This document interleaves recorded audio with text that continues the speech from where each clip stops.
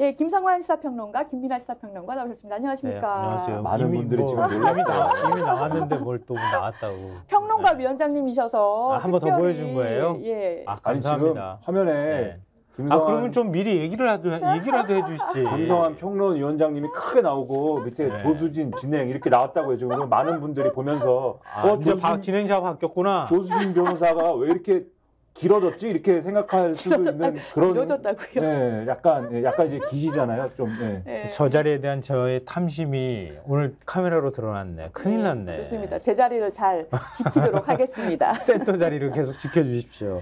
저희가 14일에 쿠바와 수교 체결된 것을 전해드리지 못했었어요. 근데 네. 오늘자 신문에 관련 소식이 많죠, 위원장님? 네, 맞습니다. 네. 근데 어제 신문에서 전한 것도 있고 전하지 않은 것도 있어요. 왜냐면 워낙 밤늦게 이루어진 사안이기 때문에 그걸 받아가지고 기사로 쓸 수 있는 여건이 되는 신문도 있고 그렇지 않은 신문도 있거든요. 네. 그러니까 그래서 우리가 보통 흔히 광화문판입니다 뭐 이렇게도 표현하는데요. 신문이 마지막으로 찍어내는 판이 있어요.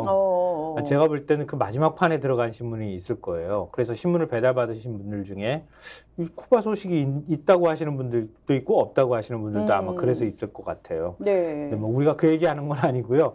어쨌든 말씀하셨던 것처럼 한국이 북한의 형제국이라고 불리는 쿠바와 수교를 했습니다. 외교사 쪽으로 보면 굉장히 의미가 있는 거다 이렇게 볼 수 있는데요.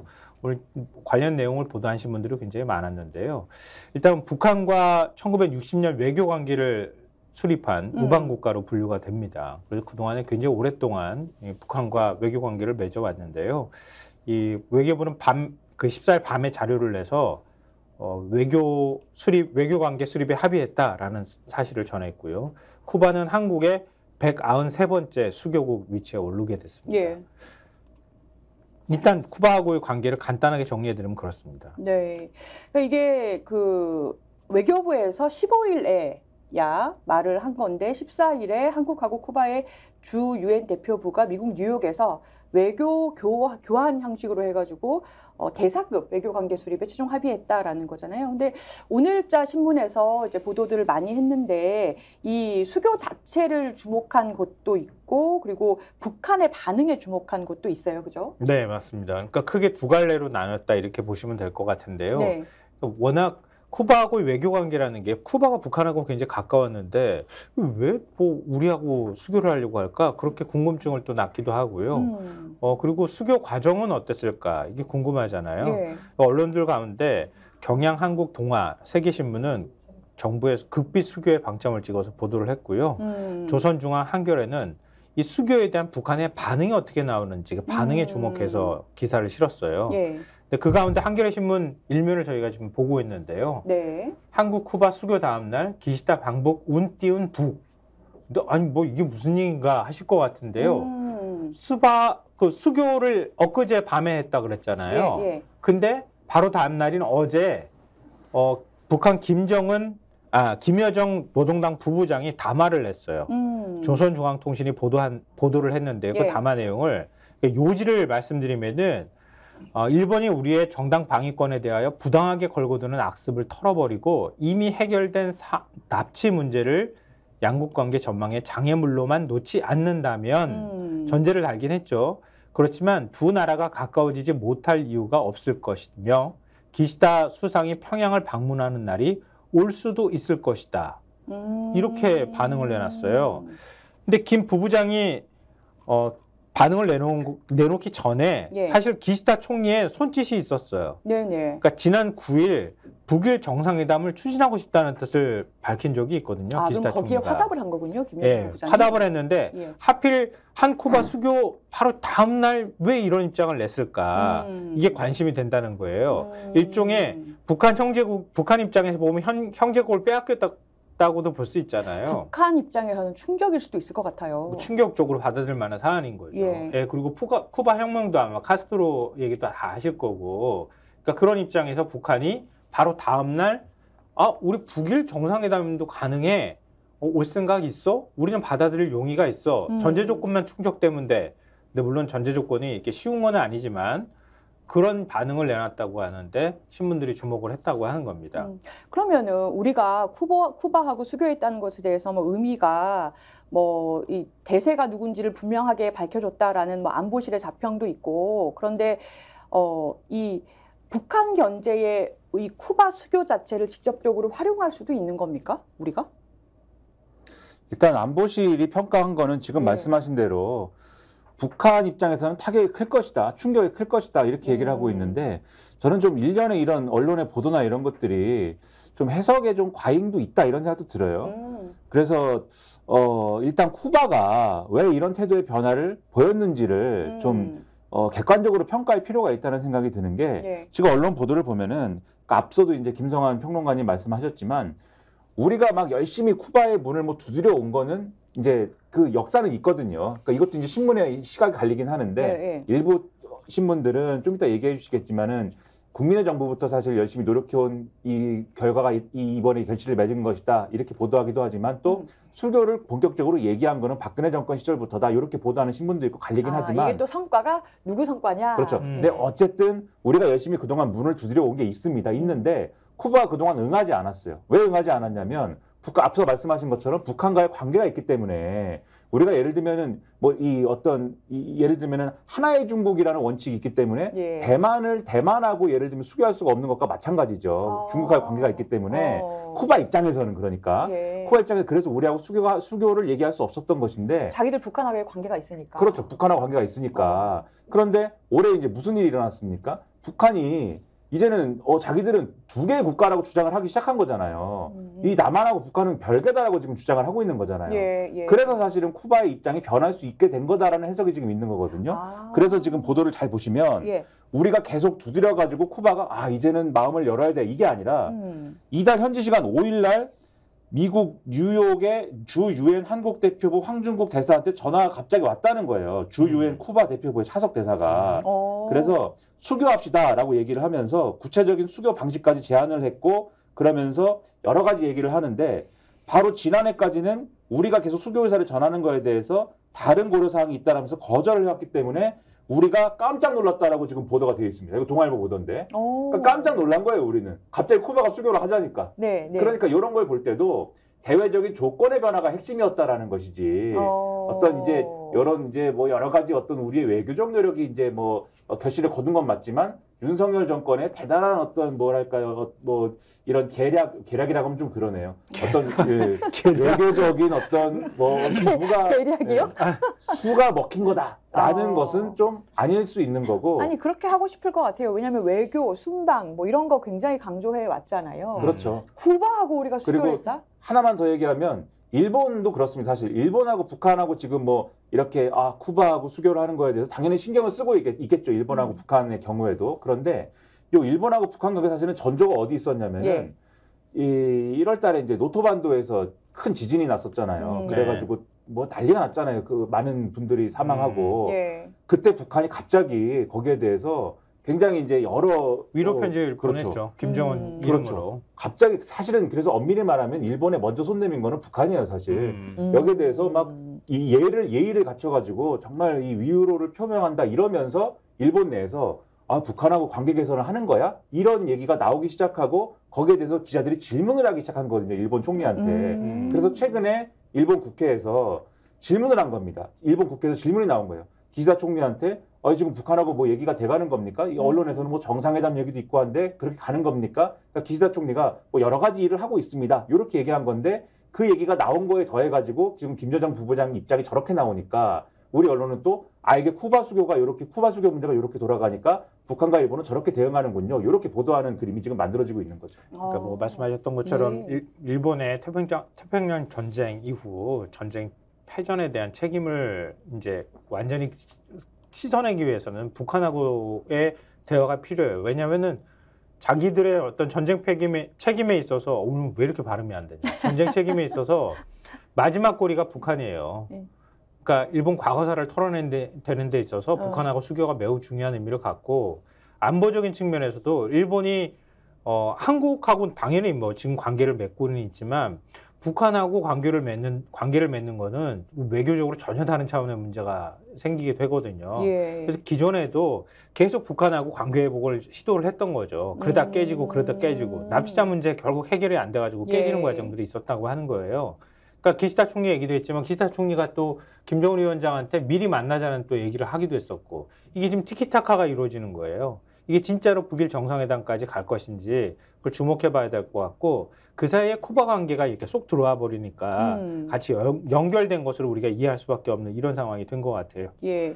그리고 제가 일본 얘기를 뭐 조금만 하자면 왜냐하면 제가 일본 문화에 너무 물들어 있어가지고 일본에 대해서 일본 만화, 일본 음악, 뭐 아 그러세요? 일본 예. 게임, 일본 얘기 나오면 막 흥분해요. 막 일본이 막 왜 좋아서? 뭐 그렇게 얘기하면 시청자분들이 오해하시니까 네. 오타쿠여가지고 일본 만화를 제가 너무 그 단어 얘기 안 하려고. 네, 일본 만화를 너무 봐가지고 예, 예. 과거에 사례가 있어요. 2000년대 초반에 고이즈미 전 총리가 여러 가지가 안 풀리니까 갑자기 북일 수교 얘기를 꺼내면서 예. 북한의 김정일 당시 국방위원장이랑 정상회담을 해버리거든요. 그때 북한을 가요, 직접. 그렇죠. 가버리거든요. 납치자 문제를 꺼내가지고 자기 여러 가지 위기 상황, 대외적으로도 그렇고 대내적으로도 그렇고 위기 상황을 그걸로 돌파해버리거든요. 그래서 기시다 총리도 마찬가지 선택을 하는 거 아니냐 이런 관측을 할 수가 있는데 다만 그때는 고이즈미 총리가 워낙 이제 좀 이상한 사람, 과감한 사람 이런 이미지가 있었는데 네. 기시다 총리는 돌다리도 두들겨보고 가는 사람이라는 이미지인데 지금 김여정 부부장이 얘기하는 게 그 자신들의 어떤 정당방위권을 얘기하지 말라는 게 핵 미사일 요 얘기하지 말라는 거 하나 하고 납치자 문제 얘기를 하지 말라는 거지 않습니까? 일본이 북한에 대해서 풀자고 하는 최대의 이슈가 납치자 문제거든요. 이거 얘기하지 말라 그러면은 기시다 총리가 운신의 폭이 상당히 줄어들긴 할 거예요. 하지만 이후 협상에 따라서 어떻게 변화될 거냐는 남아 있는 거거든요. 하지만 이렇게 돌아가면은 우리가 예를 들면 북한이 이렇게 주장할 수 있게 되는 거죠. 이런 얘기가 될 수 있는 거죠. 우리가 북한으로부터 쿠바를 뺏어왔다면 우리는 너희로부터 일본을 뺏어온 거야. 이렇게 얘기가 될 수도 있는 거여서 이 상황이 굉장히 우스워질 수가 있는 서로 국면도 친구 뺏기 하는 그렇죠. 올 수가 있다. 그래서 오늘 조선일보를 보면은 막 박진 외교부 장관 나와가지고 예, 맞아요. 자신이 얼마나 이것을 성사시키기 위해서 K-팝을 틀고 예. 뭐 굉장히 노력을 했다 이렇게 나오지만 그게 이렇게 또 그렇게 좋아할 수 있는 그런 국면만은 또 아닐 수도 있다. 이런 우려가 좀 생긴다는 겁니다. 네, 아니 조선일보에서 그 보도한 거 보면 무슨 음악 틀어놓고 뭐 시도를 노력했다 뭐 이런 것도 근데 이거는 나오죠? 이제 극비리 협상이 이루어졌다고 하는 그 대목에서 나온 얘기인데요. 쿠바하고 협상을 벌일 때 주 유엔 대표부 뉴욕에서 협상을 벌였다고 하는 거예요. 그때 이제 우리 측 정부 대표하고 그다음에 쿠바 측 대표가 같이 만나가지고 협상을 벌여서 결국 수교에 합의했다 이런 건데요. 그 과정에서 협상하고 있다는 게 바깥에 새어나가면 안 된다. 쿠바 쪽에서 신신당부를 했다 그래요. 그러니까 아무래도 미리 소문이 나가면은 북한의 견제나 공작이 있지 않았겠느냐, 있을 수 있지 않았겠느냐 이걸 우려했다고 하는 게 우리 외교부의 설명이고 그걸 그대로 기자들이 받아 쓰지 않았나 싶은데요. 그러니까 쿠바 입장에서는 지금 경제적인 이유로도 우리나라하고 수교할 필요성이 있잖아요. 네. 그래서 부에나비스타 소셜 클럽 음악 깔아놓고 그래서 서로 이제 보통 도청당하지 않기 위해서 음악 깔고 뭐 이러잖아요. 아, 그래요? 아니 조선일보 보도는 약간 좀 낭만적으로 읽혀지게 했더라고요. 그렇게 했는데 그러다가 하여튼 우리하고 뭐 얘기가 전혀 없었던 건 아닌 것 같고요. 뭐 얘기들은 오갔는데 본격적인 협상이 이루어지진 않았다고 하는데 갑자기 쿠바 측에서 우리 합시다 이렇게 얘기를 했다는 거예요. 그렇게 한 게 지난 5일이라고 하는 거고요. 그러니까 설 연휴 전인 거죠. 설 연휴 전에 그렇게 얘기가 있었다고 하는 거고 그래가지고 그 다음에 우리하고 약속을 할 때도 우리나라 한국 시각으로 14일 밤 10시 외교 편지를 공안이라고 하는 편지를 주고받기로 하고 5분 뒤 공표하기로 약속을 했다 그래요. 그러니까 분단위 약속까지 했다 이렇게 신문들이 보도를 하고 있고요.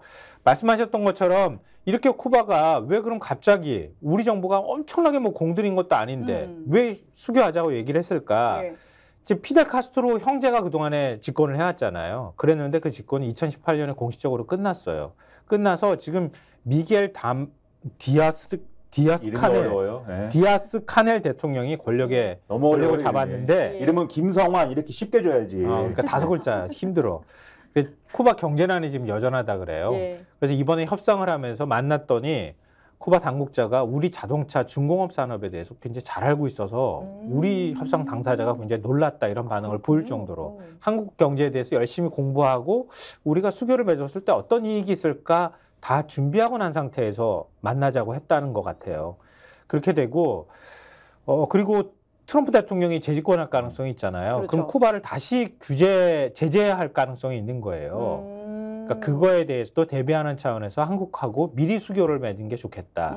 이런 판단을 했을 거다라는 게 신문들의 해석입니다. 그래서 아마도 이 부분을 놓고 네. 윤석열 정권 입장에서는 굉장히 좋은 일이 일어났다. 북한에도 타격을 입히고 또 우리나라의 어떤 새로운 시장을 개척하고 여러 가지 얘기할 것 같은데 나라 걱정을 많이 하는 평론가 입장에서는 어쨌든 국익이 수호되고 좀 더 넓혀간다면 좋은 거예요. 좋은 건데 저는 아직 더 잘했으면 좋겠다라는 취지에서 한마디 하자면은 외교를 잘해야 되지 않습니까? 그래서 네. 외교를 잘하려면은 사소한 것부터 사실 잘해야 되는 거예요. 네. 쿠바 얘기는 아닌데 오늘 이제 이 외교에 대해서 좀 걱정스러울 만한 어떤 부분에 대해서 말씀드리자면은 중앙일보에 사설이 있는데 제목이 대통령의 동선이 북한에 해킹당하다니라는 제목이에요. 오. 이거는 쿠바 얘기는 아닙니다. 예, 예. 근데 외교 얘기에서 소개를 드리자면은 대통령실에 따르면 지난해 11월 윤석열 대통령 부부의 영국 프랑스 순방 직전 대통령실 행정관의 이메일이 북한에 의해 해킹당한 것을 국가정보원이 출국 직전에 파악했다고 한다라고 되어 있는데 이거는 이미 보도된 사안이어서 많이들 아실 거예요. 근데 사설에 오늘 언급돼 있어 다시 한번 말씀드리는 건데 그러면 이 이메일이 왜 해킹됐냐를 통해 알아보니까 이 이메일이라는 것은 예를 들면 이 정부에서 쓰는 이 대통령실 이메일은 아니었고 개인 메일, 네이버 메일이 해킹당한 거라고 합니다. 근데 뒤집어 얘기하면 예, 예. 왜 네이버 메일을 이 왜 업무에 사용을 하는 그렇죠 거예요? 쓰고 있었던 거냐 예. 보안의식에 대해서 문제제기가 될 수밖에 없는 거잖아요. 네네네. 대통령실이 이런 보안의식을 가지고 지금 외교라든가 안보라든가 이런 일을 하고 있으면 그 대상이 쿠바든 뭐든 지금 쿠바는 주 유엔 대표부 다른 데 소문 나가면 안 되니까 주 유엔 대표부에서 미국에서 우리가 극비리에 얘기합시다 이렇게 얘기까지 하고 있는데 혹시라도 이런 데서 해킹당해가지고 그런 얘기가 나가면 그렇죠. 그럼 안 되지 않습니까? 정신을 차리자. 이거 가지고 막 박진 장관이 나와가지고 무슨 음악 틀었다라고 얘기할 때가 아니다. 제가 이제 충심을 가지고 정신 차리자라고 말씀드리는 겁니다. 진짜 진심이시네요. 그럼요. 네. 예. 아니 이번에 네, 하여튼 정신 차렸으면 좋겠고요. 아니 근데 지금 정신 차려야 되는 게 김정은 위원장이 이 관련해가지고 최근에 NLL 관련 발언을 했다고요. 네, 그러니까 이거는 모든 신문들이 다 공통적으로 예. 보도를 했어요. 근데 사실은 그러니까 오늘 이제 쿠바하고 수교 소식을 전하면서 두 갈래로 기사들이 나왔어요. 네. 하나는 김여정 부부장 얘기. 아까 제가 말씀드렸잖아요. 네. 우리 북일 정상회담도 가능해. 그렇죠. 이렇게 얘기했던 거. 예. 사실상 초청하는 듯한 구애 손짓을 보내는 듯한 태도를 취했다는 거 하나 하고 그의 오빠인 김정은 국무위원장은 굉장히 강한 톤으로 남한을 위협하는 발언을 내놨다는 거예요. 이게 두 갈래로 이렇게 갈려 있어요, 신문들이. 예. 근데 어떤 내용이냐면은 노동신문이 어제 보도를 한 건데요. 김정은 위원장이 아마 이건 보도 보신 분들이 있으실 것 같은데 엊그제 오전 해군의 지대한 미사일 바다수리 6형 검수 사격 시험을 지도했어요. 그 자리에서 강경 발언을 쏟아냈는데 이제는 우리가 해상 주권을 그 무슨 수사적 표현이나 성명, 발표문으로 지킬 것이 아니라 실제적인 무력 행사로 행동으로 철저히 지켜야 한다. 이러면서 연평도와 백령도 이 북쪽 국경선 수역의 군사적 대비 태세를 강화하라라고 지시를 했다고 하는 거예요. 그러면서 한국 괴뢰들이 국제법적 근거나 합법적 명분도 없는 유령선인 네. 북방 한계선, 우리 NLL이라고 하는 거, 그 선을 고수해 보려고 발악하며 삼국 어선 및 선박 단속과 해상 순찰과 같은 구실을 만들어내고 각종 전투함선들을 우리 수역에 침범시키며 주권을 심각히 침범하고 있다라고 발언했다는 거예요. 앞으로 그러니까 NLL 그거 우리 인정 안 할 거야. 예. 근데 그 이북에서 우리 수역에 침범했다고 판단하면 우리 무력 행동할 거야 라고 얘기를 했다는 거예요. 그래서 앞서도 동아일보 이 한쪽에 보도를 한 걸 보신 분들이 있을지 모르겠는데 백령도 연평도를 콕 찍어서 김정은이 NLL 도발 위협을 했다 이렇게 보도를 하고 있습니다. 신문들이.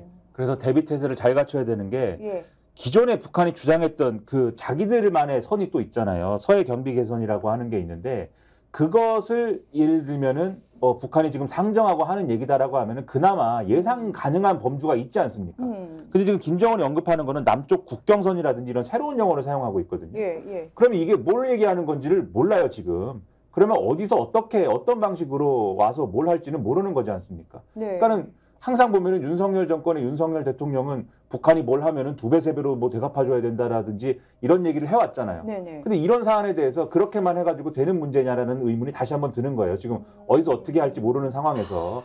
그래서 대비태도 철저히 해야 되겠지만 네. 과연 2배, 3배 안 갚으면 해주겠다라는 것만으로 이 문제 풀 수 있겠느냐. 다시 한번 시험에 들 수도 있다 지금. 잘 뭐 풀어가길 바라는데 모르겠습니다. 우려가 많이 됩니다. 글쎄요, 뭐 북한이 윤석열 대통령이 독일하고 덴마크 왜 순방 안 갔는지 그 명분을 만들어주고 있는 거 아닌가 그런 생각이 드는데 이유는 따로 있는데 근데 사실은 선거를 앞둔 지금 이제 한 달여밖에 안 남은 상황이잖아요. 맞아요. 이런 상황에서 만약에 서해상에서 NLL 근방에서 무력 충돌이 일어났다, 군사적인 충돌이 일어났다고 하면 굉장히 큰 뉴스가 될 수 있고 선거에도 영향을 미칠 수 있잖아요. 그렇군요. 이런 면에서는 네. 남북 관계에 대해서 좀 예의주시할 필요가 있다 이렇게 생각합니다. 예. 네. 자, 영화 얘기로 좀 넘어가 볼게요. 요즘에 건국전쟁 영화 많이 본다고 많이 네. 보도가 돼요. 벌써 43만 명이 봤다고 하더라고요. 근데 이제 오늘자 신문들에서 다루고 있는 것은 기이한 페이백이 있다. 이게 무슨 그러니까요. 뭐, 영화 뭐지? 보면은 그 오타쿠 아까 말씀하셨는데 오타쿠 이제 지금 요즘 매력장 김민하 평론가님, 제가 말한 게 아니라 미사송님께서 영화 건국전쟁 보실 거예요? 제가 뭐 보지는 않을 생각입니다. 아니, 말을 왜? 더듬으시는데요. 예. 그러니까 네, 벌써 본거 일본 아니에요? 그렇게 좋아하면서 그래도 건국전쟁도 한번 그러니까. 봐주고 그래야지. 그러니까요. 골고루 좀 봐주셔야죠. 무서워가지고 그 영화가 좀 무섭더라고요. 네. 평을 보니까 뭐 그 영화가 끝나면 막 눈물을 흘리고 막 어. 박수를 그 치고 정도야? 그런다는데. 아니 내가 이승만을 오해했구나 하면서 막 후회가 되면서 눈물이 막 난다고 그렇게 근데 오늘 써있더라고요. 오늘 신문들을 보니까 저는 그래서 그런 분위기 좀 두려워서 보러 갈 엄두가 안 나는데 오늘 신문들을 보니까 또 용감히 그것을 그래도 내 한번 불살라 보러 갔다 이런 분도 있어요 지금. 네, 역사학자 심용환 교수라는 분이 있지 않습니까? 예. 그분이 보러 간 다음에 내가 이걸 봤는데 이거는 좀 사실을 예를 들면 사실이 좀 왜곡됐거나 네. 우리가 체리 피킹이라고 하지 않습니까? 예. 일부 팩트만 너무 과다하게 부풀린 거 아닌가라는 부분들을 한겨레라는 신문에 기고를 했어요. 그래서 그거를 혹시 기회가 되시면은 검색을 해서 전문을 읽어보시는 게 좋을 것 같고 제가 뭐 그런데 이렇게 얘기하고 넘어가면은 너무 성의가 없는 것 같지 않습니까? 그래서 조금 뭐 설명을 해드려야 되는지 어떻게 할까요? 설명을 좀 해드릴까요? 뭐 아, 시간대로. 네. 아니 자기가 말 꺼내고 난 다음에 얘기를 안 하면 그러니까요, 어떡해. 궁금해요. 진행자의 지시에 따라야죠. 그래서. 아니, 너무 인기 위주로 지금 너무 그래. 궁금하게 하시는 거 아닙니까? 왜냐하면 시간이 없지 않나라는 생각이 들어가지고 했는데 그러면 이 글을 보면은 여러 가지 팩트를 지적을 하고 있는데 가령 영화에는 가장 이승만 전 대통령에 대한 어떤 뭐랄까요? 이 정당성에 타격을 입히는 부분이 4.19 혁명인 거잖아요. 4.19 혁명에 대한 설명이 여기는 들어가야 되지 않습니까? 건국전쟁이라는 영화에. 헌법 전문에도 4.19의 민주주의 정신을 우리가 계승한다고 돼 있잖아요. 맞아요. 예. 그렇죠. 그러니까 그 부분에 대해서 뭔가 설명을 해야 되잖아요, 이 영화가. 이 영화가 설명을 하는데 4.19 혁명의 원인을 이승만이 아니라 이기붕과 자유당 탓으로 돌리고 있는 것이다. 그러니까 이승만은 나이가 많았기 때문에 권력을 이어가고 싶은 자유당 지도자들이 3.15 부정선거를 주도한 것이다. 이런 식으로 설명을 하고 있는 건데 그런데 이 심용환 교수가 보기에는 이미 1956년부터 자유당 지도자들이 이승만에 대해서 걱정을 하면서 이 지지도가 떨어지고 있고 고령으로 인한 급작스러운 사망이라든지 이런 게 있을 수 있기 때문에 내각제 개헌이라든지 뭐 여러 가지 이 포스트 이승만 체제를 뭔가 고민하는 그러한 논의를 하고 있던 와중이었는데 이승만 대통령은 권좌에서 내려올 생각이 전혀 없었고 전혀 없었고 여러 가지 동원 체제를 동원해서 그러니까 관료라든지 경찰이라든지 이런 걸 동원해 가지고 자기 권력을 지키는데 매우 혈안이 돼 있었다. 그렇기 때문에 지금 3.15 부정선거하고 4.19 혁명의 어떤 책임에서 이승만이 벗어난다고 하는 거는 이거는 역사 왜곡이다. 이렇게 지적을 하고 있는 그런 상황이고 그다음에 오히려 이 영화에서는 4.19 혁명이 일어날 수 있었던 배경으로 이승만이 의무교육을 강조했고 교육을 통한 민주주의 보급을 했기 때문에 4.19 혁명이 일어날 수 있었던 배경이 됐다. 이렇게 설명을 하는데 예. 의무교육은 미군정 당시에 교육계가 이제 주장한 내용에서부터 비롯된 것이고 그리고 어떻게 의무교육이 이승만 혼자의 어떤 주장으로 됐겠느냐 이런 이제 반론을 하고 있고요. 오히려 4.19 혁명의 직접적인 어떤 도안선이 된 거는 당시에 이제 부정선거에 대한 반발이 이제 전 국민적으로 있었던 것이고 특히 김주열 군이 그 당시에 이제 어떤 끔찍한 죽음을 맞이하면서 그렇게 이제 진행이 된 거 아니겠습니까? 그래서 이런 것들을 언급하지 않고 어떻게 이승만의 교육으로 의무교육 도입으로 이것을 설명하겠느냐. 그리고 특히 이제 농지개혁에 관해서는 농지개혁 문제도 이승만의 공이 뭐 없다고 할 수는 없겠지만 농지개혁 문제에 대해서 근데 농지개혁의 어떤 기본적인 개념이라고 하는 건 이전에도 사실은 여러 가지로 임시정부 내에서도 공유되던 사안이었던 거고 그거 하나만으로 설명할 수 있는 건 아니다 등등의 여러 가지 지적이 나와 있습니다. 그래서 김인하 평가가 입이 아플 것 같아서 제가 조금 더 설명드리면요. 이승만이 독재하지 않았고 장기 집권만 했을 뿐이다. 그 건국전쟁에서는 이렇게 얘기를 하고 있거든요. 아 그래요? 근데 4.19혁명 직후에 이승만 동상 다 끌어내리고 파괴하는 거 그거 어떻게 얘기해야 되지? 그러게요. 이승만 자기 우상화를 했거든요. 그래가지고 전국 곳곳에 이승만 동상이 엄청나게 많았어요. 그 4.19혁명 때 4.19혁명 하고 난 다음에 다 그 동상 때려 부신 거예요. 이제 전 세계에서 민주주의 국가에서 민주주의의 어떤 지도자가 자기 동상 이렇게 쫙 만들어 놓고 그러는 나라가 있어요? 주로 그리고 부셔지는 그렇게 막 파괴되는 동상들은 독재자의 동상이 그러니까 그렇죠. 그런 현상들이 나타났다는 거예요. 근데 이승만 스스로가 자기 우상화를 했다는 뜻이에요. 그거는 혹시 영화 제가 안 봐서 모르겠는데 나왔는지 모르겠는데 부산 정치 파동 4.4 5.18 개헌 이런 재헌헌법이 만들어진 4년 차 그리고 6년 차에 이승만 본인의 장기 집권을 위해서 헌법을 2차례나 뜯어고쳤고요.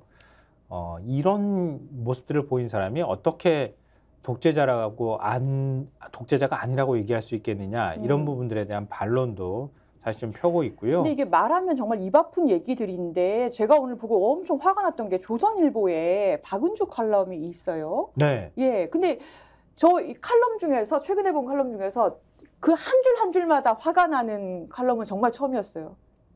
그러니까 이게 참 이 보수에서는 이승만을 어떻게 인식하고 있을까 이걸 엿보고 그다음에 건국전쟁을 보수 쪽에서는 왜 이렇게 격하게 환영하고 있을까 그 의도가 엿보이는 칼럼이 아닐까 싶어서 그 칼럼 내용을 일단 제목만 말씀드리면요. 그들이 이승만을 덮쳤을 때 덮쳤을 때 이승만을 덮쳤대.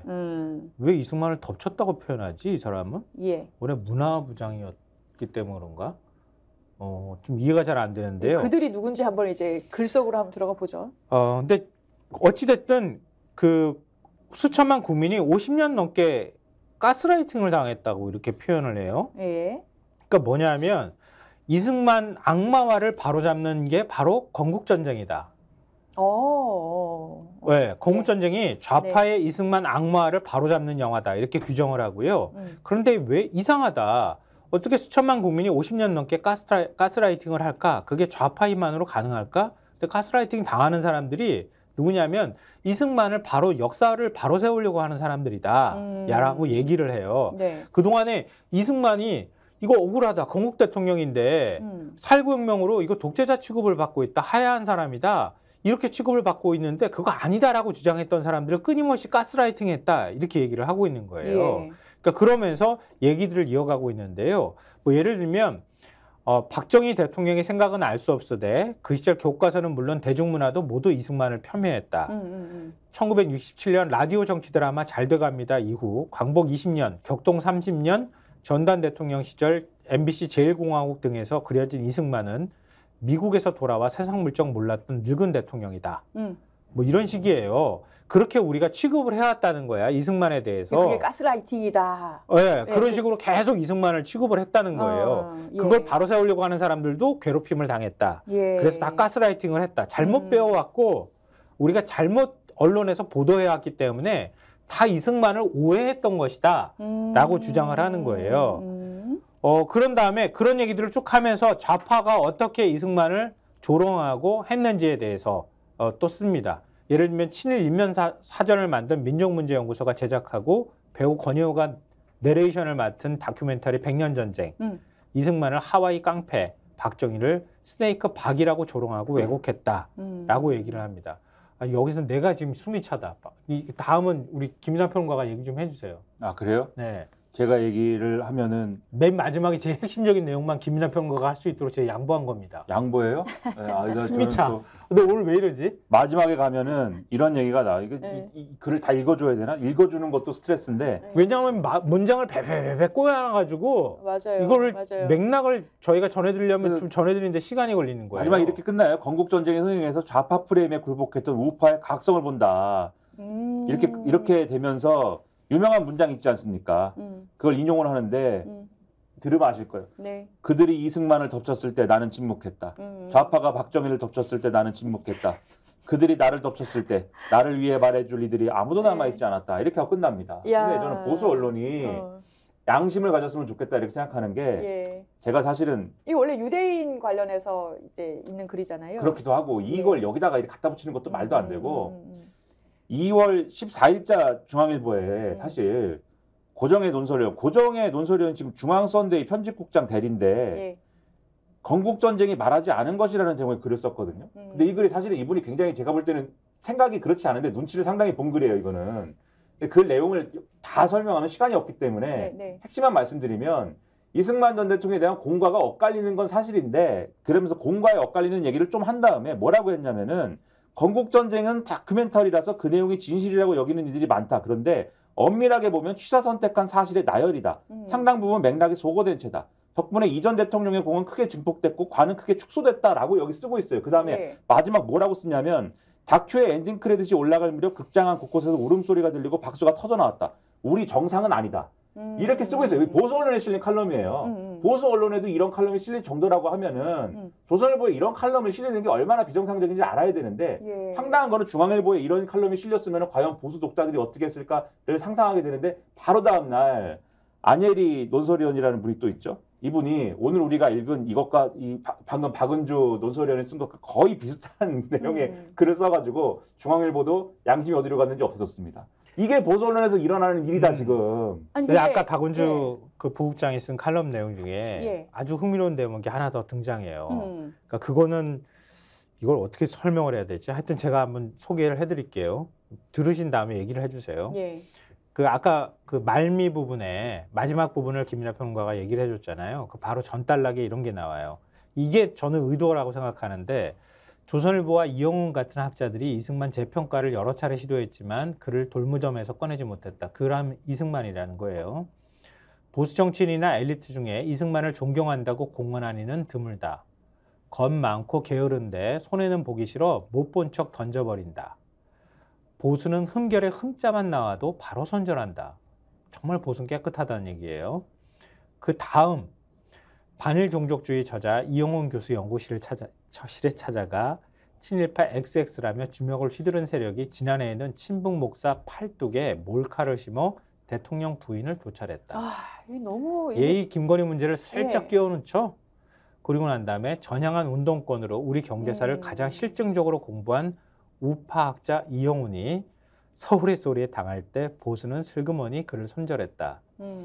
이영훈에 대해서 이렇게 얘기하는 게 제정신인가 싶어요. 저는 반일 종족주의 저 진짜 꾹꾹 눌러가면서 그 책을 다 읽었거든요. 저도 정말 화났지만 사서 읽었죠. 거의 식민주의 사관을 넘어서는 구구 사관을 넘어서는 역사 왜곡을 하고 있는 거거든요. 맞습니다. 그냥 일본군 위안부를 그냥 매춘부라고 얘기하는 사람인 거예요. 우리도 다 조선시대에 공창이 있었지 않았냐 이렇게 주장하는 사람이에요. 그 사람을 조선일보 부국장이라는 기자가 이런 식으로 얘기를 하고 칭송하고 있다는 거예요. 이영훈을. 그러니까 지금 이 글에서 핵심이 건국전쟁을 가지고서 이 전에 이 당해왔던 우파를 쭉 이제 나열을 자기 생각에 당해왔던 걸 나열을 하면서 건국전쟁이 흥행하는 걸 보니 우파의 각성을 본다. 지금 이렇게 결론을 냈잖아요. 각성하라 라고 얘기하는 것과 동시에 우리 김건희 여사 문제도 역시 그들의 음모에 따라서 이루어진 것이다 라고 슬쩍 끼워놓는 거지. 흥행이라는 거는 시장 원리에 따라서 돼야 되는데 흥행이 시장 원리에 따라서 되고 있는 건 맞나는 의심도 좀 들어요. 그러니까 이게 오늘 주목해야 될 뉴스가 뭐냐면 지금 43만 명이 봤다고 해요. 그래서 흥행해서 우파의 각성을 본다라는 글이 지금 실릴 정도인데 사실 영화 제작사에서 지금 공짜표를 뿌리고 있다고 해요. 근데 뿌린다기보다 정확하게는 뭐냐면 건국전쟁에 10대에서 40대를 대상으로 해가지고 청년들이 보고 나서 인증샷을 올리면 영화값을 지원해 준대요. 근데 그게 영화 제작사에서 한다고 하거든요. 요 관련 기사 좀 소개를 해 주시죠. 관련 기사 네. 오늘 신문에 관련 기사는 제가 못 봤는데. 신문에는 네. 뭐 오늘 신문에는 없고 네. 오늘 신문에는 없고 우리가 뭐 같이 본 신문에는 없지만 뭐 다른 네. 신문에는 있는지 모르겠어요. 근데 어제도 보도가 나왔고 한데 지금 말씀하신 맞아요. 대로 이 제작사가 있어요. 네. 뭐 트루스 포럼입니까? 네네. 트루스 포럼이라는 데서 이제 지금 말씀하신 대로 그런 행사를 진행을 하는 것인데 이 젊은 세대가 이 영화를 더 많이 볼 수 있도록 네. 우리가 모금을 해주십시오라는 취지로 근데 이렇게- 트루스 펀드라는 걸 이렇게 만들어가지고 해도 됩니까? 모금을 막 한 다음에 네. 그 모금한 데서 지금 이 티켓 인증하는 사진 인증하는 사람들한테 이 티켓 가격을 페이백을 해주고 있다는 거예요 지금. 그리고 예를 들어서 제가 이거를 예를 들면 김성환 평론가 위원장님이 좋은 책을 냈다라는 네. 거에 대해서 책을 막 냈다고 쳐보자고요. 김이나 예. 평가가 펀드를 만들어서 네, 그 제가 재패 팔아주기 위해서. 네, 그 펀드에서 어. 예를 들면 책 산 사람들한테 책 사진 인증하면은 책값 15,000원을 제가 입금을 해준다. 예. 라는 게 알려지면 바로 어떻게 되겠습니까? 한동훈 비대위원장이 그거 좀 해주면 안 돼요? 네? 그거 좀 해주면 안 돼? 거의 저도 제가 한번 책 억지로 한 권 써볼게. 아니 제 그럼 입에 김이나 평가가 그렇게 해가지고 펀드 만들어가지고 제 책을 사시는 분들한테는 영수증 사진 찍어서 이쪽으로 어. 보내주시면 제가 돈 드릴게요. 이렇게 하는 거잖아요. 그러면 사실은 그 책 사보는 분들은 공짜로 책도 보고 할 수 있으니까 그럼 그럼요. 책이 잘 팔리겠네요. 손해볼 일이 아닌 거지. 바로 다음날 한동훈 비대위원장이나 김경률 비대위원이 말씀하실 수도 있습니다. 신여 평론가 뭐 이렇게 얘기하면서 아니 그러면 저 같으면 이럴 것 같아요. 김성환의 사상을 알리기 위해서 김민아라는 사람이 지금 이렇게 책값을 지원하고 있는 자금의 출처는 어디냐? 계좌를 압수수색해요. 제가 볼 때는 아, 맞죠. 그렇지, 바로 그렇지. 바로 네. 또 그 발언 때문에 막 압수수색되고 그럴 수 있는데 네. 근데 제가 볼 때 이 비유는 두 사람의 어떤 재산의 규모나 이런 거를 봤을 때는 좀 바뀌어야 되지 않나. 제가 책을 쓰고 김성환 평론가님이 저를 도와줘야 되지 않나라는 생각도 드는데. 그거는 그 시장의 어떤 공정한 상거래를 해치는 거예요. 불공정이에요. 그렇죠. 제가 이제 불공정거래요. 책 얘기를 왜 했냐면 과거에 출판사가 사실 이거와 정확하게 같지는 않는데 자기들이 예를 들면은 자기들이 이 사실상 책 낸 거를 자기들이 예. 사고 이런 식으로 그러면 해가지고 사재기 논란 때문에 베스트셀러에 올리잖아요. 그렇죠. 그렇게 해서. 이렇게 해가지고 판매 부수를 부풀려가지고 이것 때문에 크게 난리가 난 적이 있었어요. 지금 예. 비슷한 일을 했다고 되는 아니 저는 거거든요. 이거 며칠 전부터 이 기사를 봤는데 아까도 말씀드렸지만 그 기사를 봤는데 법적으로 좀 문제 있는 것 같아요. 이거 영진위에서 사재기 그러니까 이제 부당행위 맞아요. 뭐라고 해야죠? 시장 교란 행위로 제재해야 되는 거 아닌가 싶은데 오늘자 또 보니까 검토 중이다 이렇게만 또 나오더라고요. 아, 그러니까 이게 이거 말도 안 되는 불공정한 거 아닙니까? 혼내주세요. 네, 혼내줘야 돼요. 이렇게 하면 영화가 흥행 못할 영화가 어디 있어요? 영화뿐만 아니라 다른 데도 다 마찬가지예요. 지금 책도 세일 못하게 하잖아요. 일부러. 그러니까 불공정 거래 행위가 계속 발생하니까 자 이제 모두 다 책 할인하지 마. 그래서 법 만들었잖아요. 네. 오죽하면 그럼 앞으로 영화 티켓도 막 할인해줘도 되겠구만. 아니 이거 영화사가 행정당국이 뭘 하는지 모르겠어요. 특정 그냥 영화를 가만히 이렇게- 있는 거지. 우리나라 그러니까. 행정력은 원래 그래요. 아. 자기 마음대로 하고 싶은 대로 하는 거예요. 화가 나니까 다음 거 하시죠. 너무 네. 화가 납니다. 또 하고 싶은 거 하는 데가 또 있잖아요. 예. 아니 세월호 다큐는 이 와중에 KBS에서 세월호 다큐를 세월호 10주년을 맞아서 방영하려고 제작을 하고 있었는데 사측에서 이 방영을 막았다. 이런 뉴스가 라운 있어요. 보도가 나왔어요. 예. 그러니까 KBS 관계자들의 설명을 종합하면 이게 한겨레 신문에서 보도한 건데요. 세월호 10주기 방송 바람과 함께 살아낼게 이 가제인데요. 다큐멘터리에 대해서 총선에 영향을 줄 수 있으니 방송 시기를 미루라라는 윗선의 지시가 있었다고 해요. 지금 이 다큐는 촬영은 한 40% 진행됐고요. 섭외 세팅을 포함하면 한 80% 정도 제작이 진행된 상태라고 해요. 그걸 지시한 사람은 이재원 제작 일본부장이라고 하거든요. 6월 이후 다른 재난과 엮어서 시리즈로 만들라라고 얘기를 제작진한테 했다고 하고요. 그 제작진은 이거 부당하다 이렇게 하면서 정확한 이유를 달라고 하니까 어제 4월 방송은 불가하다는 통보를 했다고 합니다. 명목상 이유는 총선에 영향을 줄 수 있다 이거라는 건데요. 세월호 참사 방송 10주기 참사 10주기. 예, 세월호 이 다큐 방송 예정일이 예. 참사 10주기 이틀 뒤인 4월 18일이래요. 오, 그럼 총선 끝난 거 4월 아니에요? 10일 날 총선이잖아요. 네. 근데 4월 18일 방송인데 그거를 총선에 영향을 줄 수 있으니까 하지 말라 그랬다는 거예요. 아니, 평론가님, 김희화 평론가님 지나갔는데 영향을 줄 수도 있어요? 그러게 말입니다. 일본 영화 이런 거 있나요? 일본 영화요? 오늘 큰일 났다 이제 앞으로. 일본 영화는 제가 잘 모르겠고 예, 예. 일본 영화, 저 일본 뭐라고 영화는 하지? 이게 타임슬립이라고 하나요? 뭐라고 근데 하나요? 일본 영화는 별로 안 좋아합니다. 아, 그렇습니까? 예, 네. 알겠습니다. 이 안 친해요. 만화 좋아한다 그래서 아직 안 일본, 친해요. 일본 만화 좋아하는 사람 많이 예. 있기는 해요. 2D여야 네. 좀 이상하다. 네, 아, 예. 2D. 하여튼 근데 예, 제가 알았어요. 네. 그 이재용 본부장이 예. 어떤 사람인지도 기사에 있어요. 그러니까 제작 일본부장에 임명이 된 게 지난달 27일이에요. 그런데 그 전에 청주 방송 총국장이었어요. 근데 그 총국장이 발령받은 지 한 달 만에 예. 다시 제작 일본부장에 또 임명을 하는 거예요. 한 달 만에요. 되게 이뻐했던 것 같아. 누가 이뻐했는지 모르지만 또 네네. 사장이 뭐 인사를 낸 거니까.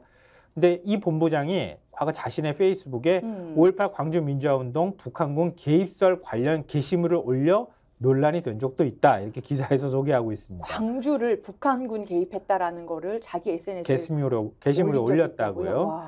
한국방송 측은 역시 똑같이 총선 공정성 확보 차원에서 방송 연기를 결정한 것이다. 이런 입장을 취재를 하면서 입장을 묻지 않았겠어요? 그렇게 밝혔다고 합니다. 이게 도대체 무슨 말이지? 이거 다큐 미리 방송한다고 예고를 띄우면은 사람들한테 세월호 10주기 이 박근혜 정부 그때 막 이러면서 욱 하고 올라와가지고 야당한테 표줘야 돼 이렇게 한다고 생각하나? 그리고 그게 뭐 어떻습니까? 세월호 참사에 대해서 얘기하는 게 뭐 어때요? 그러면 그런 식으로 얘기를 하면은 대통령 대담을 갖다가 설날에 틀고 설날에 재방송 트는 건 그러면 총선에 영향이 없는 겁니까? 그게 훨씬 더 총선에 영향이 크겠죠. 뭐 총선에 영향이 저는 뭐 크게 없을 만한 뭐 거기서 예를 들면은 대통령이 뭐 석고대결을 하고 크게 사과를 했으면 총선에 영향도 있겠지만 내용상으로는 뭐 별 총선에 영향도 없다고 저는 보지만 네. 그러나 어쨌든 간에 그 방송을 만들고 트는 것도 총선 영향을 우려할 만한 일이죠. 그리고 똑같은 논리를 보면은 KBS는 뉴스를 하지 말아야죠. 뉴스 내용이 다 매일매일이 총선 영향이 있는 행인데 뉴스를 하지 말아야지. 뉴스를 왜 합니까? 이런 논리면은. 그러네요. 네, 이게 말이 안 되죠. 하나도. 제가 추정컨대 세월호 얘기 꺼내면 사람들은 어떤 연상작용을 할까요? 어떤 일이 떠오를까요? 그러니까 여당을 미워하게 되는 게 싫다 이거 아니겠어요 지금. 이태원 참사가 자연스럽게 연상이 되는 거예요. 세월호 그렇죠. 참사가 나오면 그렇죠. 이태원 참사가 떠올라. 예. 이태원 참사가 떠오르면 이태원 참사 진상규명특별법 올린 거에 대해서 예. 거부권을 행사했네. 그렇죠. 연상작용이 다 생긴다는 거예요. 그게 불편하고 싫은 거야. 세월호만 싫은 게 아니라 세월호도 싫고 불편하지만 그걸로 인해서 발생하는 연상작용도 싫어라고 자기들끼리 정치적으로 해석하고 있는 거지. 그러니까 맨날 뭐 참사를 정치에 이용하지 말라고 뭐 얘기하는데 진짜로 정치적으로 생각하고 정치에 이용한 사람이 누군지가 여기 드러나는 거예요. 이게 뭡니까 이게?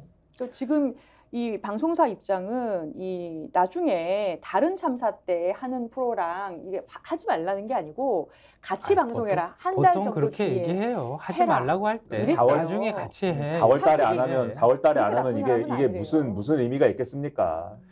근데 KBS가 또 어제 이제 소식이 알려진 게 있는데요. 박민 사장이 과거 보도를 특별감사하라 뭐 이렇게 얘기를 했다 그래서 전국 언론은 어제 KBS 본부에서 굉장히 반발하고 있다 이런 내용인데요. 예.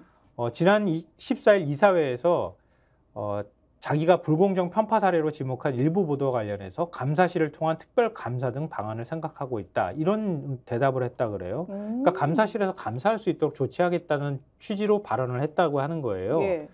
근데 박 사장은 지난해 11월 취임 당시에 기자회견을 열었잖아요. 이른바 채널A 사건. 그러니까 한동훈 비대위원장이 거기에 이제 엮여 있는 사건이죠. 그리고 2020년 검은유착 보도. 그게 이제 검은유착 보도죠. 그리고 대선 직전 김만배 이른바 녹취 파일 보도. 그리고 2021년 재보궐 지방선거 직전 오세훈 서울시장 상태탕 의혹 보도. 그리고 고 장재현 씨 사망 관련 윤지호 씨 출연 보도. 이렇게 4건을 콕 찍어서 불공정 편파 사례로 언급한 적이 있기 때문에 이 부분에 대해서 특별감사를 하는 것 아니냐 이렇게 지금 보고 있는 거예요. 근데 그렇게 얘기를 하고 난 다음에 지난 8일 예. 감사실 주요 보직자 인사를 단행합니다. 근데 감사실 이 직원의 인사는 감사의 동의를 얻어야지 인사를 하잖아요. 보통의 경우에는. 네네. 근데 감사한테 동의 구하지 않고 사장이 그냥 임명해 버렸어요. 인사를 내버렸어요. 그래서 박찬욱 감사가 감사 독립성을 훼손하는 중대한 감사 방해 행위다. 이렇게 반발을 했다고 해요. 그러는 상황에서 특별감사 얘기까지 나오고 나니까 특별감사를 하기 위해서 감사실 인사를 냈구나. 네. 이거는 과거 보도에 대해서 우리 감사원이 하는 짓거리랑 똑같은 거 하는 거구나. 이런 반발이 일고 있다고 하는 거예요. 다 예상 범주 내죠. 그러니까 그 말씀하신 4개 보도는 국민의힘이 계속 이게 불공정하다고 계속 주장해왔고 완전 찍어가지고 이게 불공정 사례다라고 주장해왔던 거고 그래서 사실은 9시 뉴스 앵커 바뀌자마자 누구로 바뀌었습니까? 외국 회사 그 조그만한 가방, 조그만한 조그만한의 주인공 박장범 앵커로 바뀌었는데 바뀌자마자 뉴스에 나와가지고 사과했잖아요. 사전에 스크립트도 없었는데 누가 썼는지 모를 그 멘트로 사과를 해버린 그 방송인 그 리포트인 거잖아요. 그러니까 거기에 대해서 사과한 걸로 끝나지 않고 완전히 이거는 사내로 보면은 회사 내부로 보면은 보복을 하는 것이고 그것에 관여한 그 리포트를 작성한 할 만한 보도를 한 것인지 아닌지를 따지지도 않고 거기 관여한 사람들은 보복하고 물갈이하고 내쫓고 뭐 징계하고 뭐 이렇게 가겠다는 거고 대외적으로 보면은 그걸 통해서 충성맹세를 또 하는 거죠. 뭘 하려는지 모르지만 이후에 이래가지고 뭔 공영방송을 합니까? 그러게요. KBS 감사 얘기가 나오니까 유병호 감사원 사무총장 생각이 나는데요. 오늘 또 소식이 있었죠? 사무총장도 모자라서 감사위원으로 간다 그러네요. 아니 저 이거 보고 되게 좀 특이했어요. 한겨레 일면에 하단에 난 소식인데 감사원 사무총장이 이렇게 감사위원으로 또 가고 이렇게 왔다 갔다 하는 건가요? 아니요, 그렇지 않아요. 왜냐하면 사무총장은 집행기구에 있는 사람이잖아요. 감사위원은 그걸 견제하기 위해서 공정한 감사를 위해서 둔 게 감사위원회란 기구잖아요. 감사위원회에서 결정을 해야 감사에 들어갈 수 있고 나중에 감사 보고서도 감사위원회 의결이 끝나야지 감사 보고서를 공개할 수 있는데 유병호 사무총장 싹 무시했잖아요. 문재인 정부 청와대에 있었던 문제에 관련해서 계속 막 이른바 정치 감사를 하고 있다고 얘기할 정도로 그런 감사를 했던 사람인데 그런 사람을 또 감사위원회에다가 임명한다는 거예요. 말씀하신 내용은 과거에는 그런 사례가 있었답니다. 그러니까 감사원의 독립성이 지켜지지 않는 시기에 그런데 논란이 되니까 2015년 이후에는 없대요, 그런 사례가. 근데 김용호 감사위원을 그런 식으로 사무총장에서 감사위원 임명한 직후에 2015년 이후에는 그런 사례가 없다는 거예요. 근데 이번에 유병호 사무총장을 감사위원으로 임명하기로 다 했고 이미 내정했고 그리고 임명하는 거 취임식까지 지금 준비를 하고 있다고 하고요. 지금 19일 날 취임식 한다고 하고. 근데 그 다음 사람으로 들어서는 사무총장이 유 총장의 최측근인 최달령 제1사무차장이라고 해요. 임명 제청안을 의결을 이미 했다고 합니다. 자, 그러면은 지금 감사원에서 사무처라는 것은 일테면 재판에서 검찰 역할이에요. 안건도 올리고 뭘 감사합시다라고 하는 거고 감사위원회는 그걸 받아서 심사하는 법원 역할을 하는 건데 본인은 감사위원으로 가고 유병호 사단 핵심인 최달령 제1사무차장은 이제 사무총장으로 가고 그럼 양쪽을 다 유병호가 장악한다. 뭐 이렇게 평가할 수도 있는 거네요. 뭐 그렇게도 가능할 것 같고요. 근데 우리나라 검찰 지금 최근의 모습하고 윤석열 정부하고 굉장히 흡사해. 닮아 있어. 제가 볼 때는. 왜냐하면 지금 전현희 국민권익위원장 강제로 내보내기 위해서 표적 감사하고 막 그렇게 했잖아요. 맞아요. 본인 그걸로 수사받고 있잖아요. 수사받고 있는데 흥미로운 사실은 뭐냐면은 감사위원이 7명이잖아요. 그중에 2명. 그러니까 최재형 원장하고 김영신 감사위원이 이 수사 대상이 돼 있어요. 근데 유병호 사무총장까지 만약 감사위원이 되면 감사위원 가운데 3명이 수사 대상이 돼. 최달령 차장도 또 피의자야. 사무총장이 임명되면 감사원의 차관급 이상 고위직 8명 중에 절반이 수사를 받는 상황이 되는 거예요. 피의자 신세가 돼. 아니 감사원이 이렇게 피의자 말아도 돼요? 그래요. 말입니다. 그 사실을 언론에서 지적을 계속 하고 있어요. 그리고 사실 이 얘기가 유병호 사무총장이 사무총장을 하면서 굉장히 여러 가지 비판을 받고 공격을 받고 했는데도 불구하고 감사위원으로 갈 거다라는 비상식적인 일이 벌어질 거다라는 얘기가 처음 나온 얘기가 아닙니다. 사실 그럴 수도 있다더라, 그럴 거라더라 계속 있었던 얘기거든요. 결국 그렇게 한다더라가 지금 오늘 보도예요. 결국 그게 된다 지금. 그런데 어떻게 이런 인사를 할까에 대해서 상당히 의문인데 인사 원칙이 뭐냐가 궁금해요. 저는 무슨 기준으로 지금 인사를 하는 거냐. 진짜 뭐예요? 결국은 충성파는 영원한 거다 이런 건데 KBS가 그걸 증명해 보여주고 있고 지금 감사원에서도 보여주고 있잖아요. 오늘 조선일보를 보면은 제목이 경력 끝난 지 14년 된 비전문가 무역협회장 이유는 캠프 출신 이런 제목의 사설이 있습니다. 이거는 유병호 사무총장과는 별개 문제인데 그러니까 윤진식 전 산업부 장관이라는 분이 있어요. 이분이 이명박 정권 때 이 장관한 분인데 그러니까 나이가 꽤 지금 드신 분 아니겠습니까? 지금 거의 78세 임기 중에 이 78세인데 무역협회장으로 낙점됐다는 거예요. 예. 그러면 무역협회장 임기 중에 8순이 됩니다. 8순의 어떤 고령인 분이 무역에 관한 굉장히 중요한 역할을 하셔야 되는데 이분이 그럼 왜 이렇게 중책을 맡게 됐냐에 대해서 능력이 출중하신가요? 그렇다기보다는 네. 결국 윤석열 캠프 출신이다. 아, 캠프 출신이군요. 그렇죠. 근데 이런 인사들이 계속 있다 지금. 조선일보가 사설을 통해서 이렇게 지적을 한다니까. 그러면 유병호 사무총장도 마찬가지예요. 충성을 그렇게 다 바쳐서 무슨 타이거 팀이니 뭐니 해가지고 충성을 다 바쳐서 그렇게 했기 때문에 지금 사무총장 하고 나서 이거 제가 볼 때는 감사원에서 했던 일, 이 정권 끝나고 나서 수사 대상되지 않겠습니까? 근데 감사위원 되고 네. 그게 계속 하는 거예요. 논란이 있더라도. 아니 근데 저 같으면 이러면 충성할 만할 것 같아요. 아 그러세요? 왜냐하면 너무 끝까지 아니, 지켜주니까. 아, 그 우린 뭐 막 너무 독일도 안 가고 와이프 일도 막 그러고. 저는 담이 작아가지고 진작 도망갔을 것 같은데 저는 못하겠습니다. 이렇게 한 다음에. 솔직히 저 명절에 윤석열 좀 의리 있는 것 같아 이런 얘기 들었어요. 오. 네, 저 TK잖아요. 대구 집에 가가지고 고향이 여러 명 대구. 만나다가 예, 아. 약간 멋있는 것 같아 이런 얘기를 하더라고요. 뭐 그러면 그렇게 생각하는 사람이 있을 수 있죠. 너무 뭐 이용훈 예. 그 식민사관 갖고 있는 극우 보수주의자를 이렇게 칭송하는 엄연하게 조선일보 부국장도 계시는데 이제 더 이상 가스라이팅 하지 말라잖아요. 근데 윤석열 대통령도 말씀하셨어요. 박절하지 못했다. 단호해야 된다. 단호하셔야 됩니다. 의리는 그만 얘기하고 단호해야 된다. 아니지 그건 매정하게 끊지 못한 거에 대해서 쪼매난 백에 대해서 네, 너무 그러니까 그거에 대해서 쪼매나가지고. 그러면 안 된다라는 취지로 얘기를 한 거잖아요. 더 이상 그러면 안 된다. 그러지 않겠다. 아니 정반대로 난 이해했는데 예. 그렇게 해도 되는 거 아닌가요? 그렇게 아니, 말로는 안 하겠다고 하셨으니까 안 하길 바라는 거죠. 매정하길 바란다. 우리 너무 박절하게 그러지 맙시다. 그냥 감사위원도 임명해주고 스콕스? KBS도 그냥 KBS 처음으로 시간 한번 지켜서 세월호, 끝내보겠습니다. 시간 넘겼어요 이미. 예, 시간을 박절하게 넘겼어요 지금. 예, 다음엔 정말 박절하게 제가 한번 끊어볼게요. 자, 오늘도 김성환 시사평론가 그리고 김민아 시사평론가와 함께했습니다. 두 분 감사합니다. 예, 잠시 광고 보시고요. 2부는 심층토론으로 이어가겠습니다.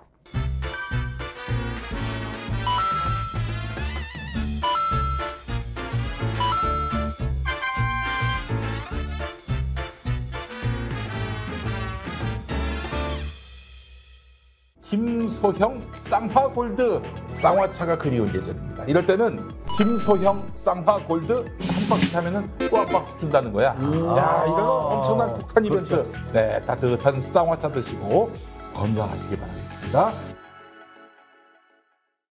혹시 지인에게 묻지 마식으로 가입하신 건 아닌가요? 보험에도 점검이 필요합니다. 요즘 경기가 어려워서 보험료 내는 것도 부담스럽죠? 건강보험도 자동차 보험도 나에게 맞춤 보장. 믿을 수 있는 보험 전문가들. 믿을 수 있다 더 착한 보험.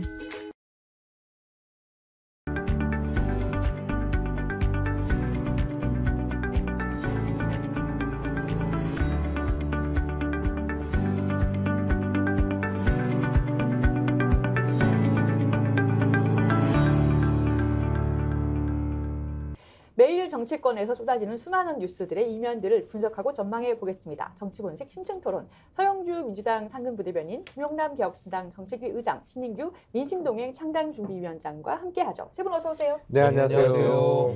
예, 오늘 세 분 다 뭔가 훤하십니다.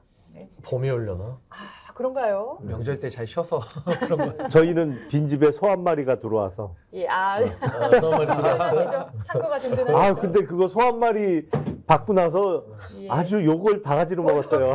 정격이 땅이다 이러면서. 네. 아니, 예. 근데 보니까 아슬아슬했어요. 저희가 6억 조금 넘게 받았는데 네. 민주당하고 국민의힘은 저희 한 10배쯤 받았더라고요. 네, 그러니까 예. 56억, 뭐 50몇 억 이렇게씩 받았는데 예, 교섭단체니까요. 예, 네. 거기는 이미 당 자산이 수백억씩 있어요. 네. 당 그 소유의 당사 건물도 있고, 그 지금 지난 정부 때 부동산 가격이 많이 폭등해서 몇백억씩 되거든요. 예. 그러니까 근데 어차피 이제 일가구 1주택이면은 안 팔면 의미가 없는 거 아닙니까?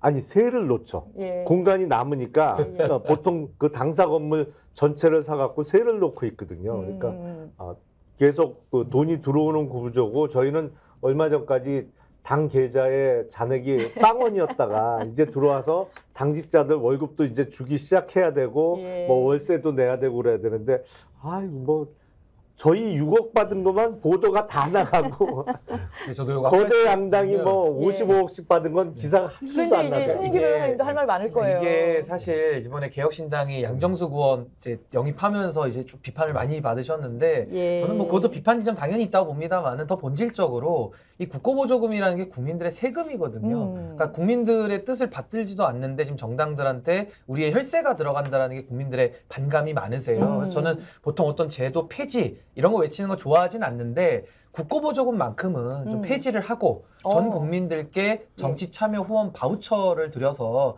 국민들이 국고보조금을 정하게 하자. 이게 저희 민심동행의 정치개혁 저희 공약이거든요. 그래서 그러니까 이런 식의 제도 변화가 좀 필요하다는 그 생각이 예산을 듭니다. 국민들한테 일단 나눠준 다음에 본인이 원하는 그렇죠. 곳에다가 주게 하자. 지금처럼 일률적으로 규정을 정해놓지 말고. 그러니까 지금은 국회에서 의석으로 배분하니까 또 기득권에 기득권이 되는데 네. 이 국고보조금 지금처럼 배분하는 걸 폐지하고 차라리 국민들께서 정치후원 바우처로 참여를 하면은 훨씬 저는 국민들의 뜻을 더 받드는 정당들이 되지 민주당이 않을까. 하실 말씀이 아니, 있으실 것 같아요. 아이디어는 좋으나 예. 이게 너무 이제 좋지 않습니까? 이 정당 정치라는 거 그다음에 입법부가 존재하는 이유를 국고보조금을 받으면서 느꼈으면 좋겠어요. 이 돈이 국민들이 세금을 왜 많은 돈을 주느냐? 일하라고 주는 거잖아요. 근데 일 안 하고 매일 쌈박살만 하면 이 돈이 정말 그들한테 주고 싶겠습니까? 그러니까 신인규 위원장처럼 이런 말이 나오는 거기 때문에 저는 그런 부분에서 돈을 많이 받았다고 좋아하지 말고 받으면서 좀 책임감을 느끼는 그런 양당이 됐으면 좋겠어요. 이미 많이 받으신 분의 그런 여유가 느껴지는. 아, 그건 늘 받아왔어요. 혈색이 너무 김영남 좋으시네요. 의원님도 많이 받아보셨어. 아니 뭐 제가 받은 건 한 번도 없고요. 김영남 이번에 의원님 받은 받으신 것도 거고. 예전에 대기업에 계실 때는 많이 받으셨어요. 상대적으로 이번에 저희가 6억 받을 때 여기 민주당은 56억 받았습니다. 예. 그렇습니다. 저한테 들어온 건 하나도 예. 없습니다. 리틀 테니스님, 신인규님, 민주당서 공천 하나 참 이 양반 마음에 듭니다. 독서량이 왠지 풍부하게 느껴지는 이라는 댓글 달아주셨네요. 독서량이 느껴진다. 참 마음에 든다 이렇게 칭찬하고 아유, 계시네요. 너무 감사드리고요. 하여튼 근데 전 정치가 바뀌기 위해서는 국민들의 주권이 더 높아지는 쪽으로 가야 되는데 아까 네. 우리 김영남 의원님 말씀대로 워낙 지금 이 기득권이 정치권에 너무 강하게 작동되기 때문에 그래서 이제 정치가 경쟁이 더 안 이루어지는 거거든요. 아마 이런 부분은 좀 고민할 지점이 매우 있다라는 생각이 좀 듭니다. 예. 그 윤석열 대통령이요. 독일 순방 취소했지 않습니까? 이게 논란이 가라앉지 않고 있는데 좀 어떻게 보셨어요?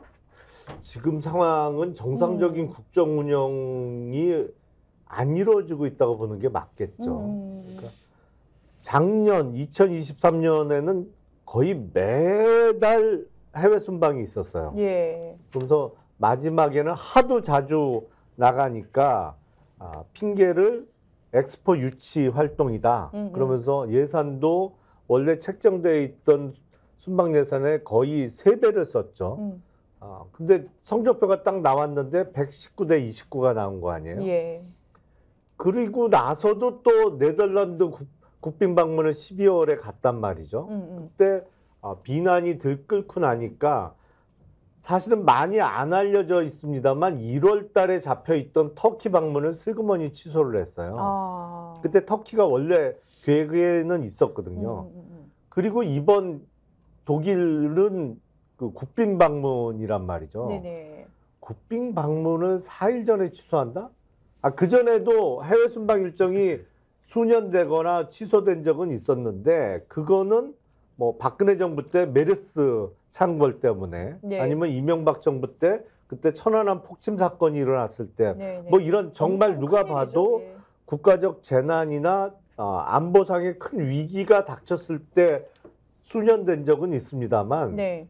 이렇게 별다른 이유 없이 국빈 방문이 갑자기 취소된 적은 없거든요. 아무리 이유를 따져봐도 그냥 방문 국가가 도이치라는 거 외에는 못 찾겠어요. 도이치 어디서 많이 들어봤는데요. 네. 도이치는 근교예요. 예. 네? 그쪽에서는 도이치는 근교라서 독일 은행이 뭐예요? 도이치. 도이치방크. 그렇죠. 독일 차는 뭐예요? 도이치. 도이치 모터스. 모터스. 그 도이치가 그렇죠. 독일이죠. 도이치 모터스는 주가가 참 많이 오르락내리락 오히려 하죠. 도이치라는 말을 더 씁니다. 김건희 여사 얘기 나오는 것보다는 도이치 특검. 도이치 이렇게 특검. 그렇죠, 더 그렇죠. 쓰죠. 근데 이 윤석열 대통령 이번 독일 덴마크 순방 취소 이 부분은요. 저 한마디로 국정을 너무 장난스럽게 해요. 장난스럽게 한다. 장난스럽게 한다. 장난스럽게 한다는 건 뭐냐면 국정에 대한 책임감이 없다. 라는 것이죠. 그러니까 보통 내키는 대로 한다고 하시죠. 우리들이 보통 친구들하고 약속을 할 때도 네. 요즘 최근 들어서 가장 이제 그 친구를 버림받는 친구들이 뭐냐면 약속 하루 이틀 남겨놓고 카톡으로 야, 나 바빠서 미안한데 사정이 생겼어. 야. 약속 취소하자. 예. 뭐 며칠 뒤로 옮기자. 이런 애들 별로 아니거든요. 예. 같이 놀고 싶지 않잖아요. 그러면 독일과 덴마크를 가는 부분들이 국빈 방문으로 이렇게 깔려져 있는 외교라면 이거는 따지고 보면은 이 취소를 하고 싶어도 못하는 거죠. 아니면 명분을 만들어야 되는데 지금 용산에서 하는 말은 국내 상황이 심각하다. 국내 상황을 돌봐야 된다는 변명을 한단 말입니다. 예. 언제부터 국내 상황을 그렇게 돌보지 못해서 해외를 그렇게 뻔질나게 나갔습니까? 예. 국내 상황이 2년 동안은 좋았습니까? 아니잖아요. 그러니까 유추해 볼 수 있는 것은 현재 독일을 가는 국빈 방문에 김건희 여사를 데려갈 수 없는 그런 상황들이 좀 고약하게 맞물려 있는 것 같아요. 그래서 뭐 일각에서는 이 김건희 여사한테 박절하게 놔두고 갈 수 없어서 예. 대통령이 데려가는 게 것도 아니냐. 박절하고 그런 놔두고 그런 가는 얘기들이 것도 나오기 박절하고. 때문에 정말 국정을 이런 식으로 장난스럽게 하면 안 된다. 저는 그런 말씀 좀 드리고 싶어요. 신민기 변호사님 어떻게 보셨어요? 저는 윤석열 대통령이 한때는 예. 해외에 나가면 스트레스가 사라진다 그래서 네. 그렇게 세계 일주 다닌다는 비판을 많이 받으셨던 분이 예산 부족해가지고 더 쓰고 막 그랬잖아요. 그렇죠. 근데 그렇게 또 좋아하는 해외를 나가지 못할 만큼 얼마나 속사정이 깊게 골마 있길래 이런 결정을 했는지가 일단 좀 의문이었고요. 윤석열 대통령 지금 우리 서영주 대변인 말씀대로 너무 좀 즉흥적인 것 같아요. 제가 윤석열 대통령을 상징하는 걸로 이제 구술천이라는 용어를 많이 썼는데 구가 이제 구술을 했기 때문에 고집이 세시다는 거고 네. 이제 술이라는 게 이제 즉흥성. 이제 즉흥적인 결정을 하신다는 거고 예. 이제 천이 이제 천공을 비롯한 비선들 논란을 제가 구술천이라고 부르거든요. 아 그래요. 근데 예. 이 술이라는 것처럼 이분이 또 즉흥적인 결정을 계속합니다. 과거에도 네. 한동훈 위원장하고 갈등이 있을 때 민생대 토론회 30분 만에 감기를 이유로 취소하다가 맞아요. 그 다음날 진짜 추운데 그 예. 서천 피해 현장에 화재 피해 현장에 나타나셨거든요. 눈 맞으면서. 예. 그러니까요. 그래서 참 이런 식으로 국내에서 중요한 일정도 막 기분 따라 그냥 취소했던 분이 이제는 해외 일정까지 국빈 방문까지 이렇게 취소를 하니까 기업들은 이미 다 비행기 티켓이나 호텔 다 예약했다가 위약금 물고 또 독일에서도 상당한 혼란이 있지 않겠습니까? 그래서 국가 신용도가 상당히 좀 떨어진다라는 이런 문제를 너무 가볍게 생각하신 것 같다라는 생각이 들었고요. 또 하나는 지금 의사 파업을 이유로 들었습니다. 예. 근데 의사 파업에 대해서는 저는 의사들 정원에 대해서도 충분히 논의해 봐야 된다고 생각하거든요. 예. 예. 근데 이거를 갑자기 뜬금없이 2,000명을 1년에 늘려서 5년 동안 10,000명 늘리겠다. 아니 이러니 의사들이 파업으로 저항 안 할 수 있겠습니까? 그러니까 저항을 하게끔 만들어 놓고 그래 놓고서는 국내 사정이 복잡하니까 난 또 독일에 못 간다. 이런 식의 논리 모순에 지금 빠져 있기 때문에 윤석열 대통령은 지금 모든 거를 다 거꾸로 하고 있다. 그래서 저는 굉장히 심각한 국정 난맥상이다 이렇게 진단합니다. 예. 저는 개인적으로 그 의대 정원의 대폭 확대도 약간 그 석연치 않은 점이 있어요. 왜냐하면 지금 예. 의대 정원이 대략 3,000명 정도잖아요. 3,050 몇 명 정도인데 이걸 당장 내년부터 2,000명을 더 늘려서 5,000명 이상을 뽑겠다는 거잖아요. 네. 근데 이른바 자격증을 가진 전문직 입장에서는 이건 정말 핵폭탄이거든요. 근데 이게 아무리 봐도 무리란 말이죠. 예, 예. 갑자기 기존 정원의 70%를 늘려서 뽑아서 그게 교육이 제대로 될까라는 의문도 드는데 왜 이런 결정을 했을까 보면 이게 어떤 측면에서는 지금 전공이나 기존의 대형 병원에 근무하는 의사분들의 파업을 유도하는 게 아닌가라는 생각이 들 정도예요. 일부러 예. 이런 것이다. 왜냐하면 숫자 부분이 너무 커서. 예. 지금 한동훈 국민의힘 비대위원장의 장인이 예. 과거에 조폐공사 파업 유도 사건으로 우리나라의 특검 제도가 그렇죠. 처음 도입되게 만들었고 예. 그 파업 유도 사건으로 구속이 됐던 적이 있거든요. 근데 그때는 조폐공사의 그 노조 직원들로 하여금 파업을 하게끔 만들어서 사실은 그때 노조를 일망타진하는 작전을 썼던 것이거든요. 그게 조폐공사 파업 유도 사건이라는 게. 예. 그랬죠. 지금도 총선을 앞두고 왜냐하면 일반 대중의 인식에는 의사들 돈 많이 번다. 그렇죠. 그리고 의사 수가 부족하다라는 인식이 있기 때문에 의사들의 파업을 유도하면서 총선의 어떤 그 득을 보려고 하는 거 아닌가. 안 그러고서야 당장 내년 입시부터 70%를 정원을 늘린다는 것은 사실은 상식적이지는 않거든요. 조금 저희가 있는 거 아닌가라는 생각이 들어요. 저도 이 부분에 대해서는 네네. 국민들께서 좀 꼭 아셔야 되는 부분이 있는데요. 네. 지금 의대 정원을 2,000명으로 한 번에 늘리잖아요.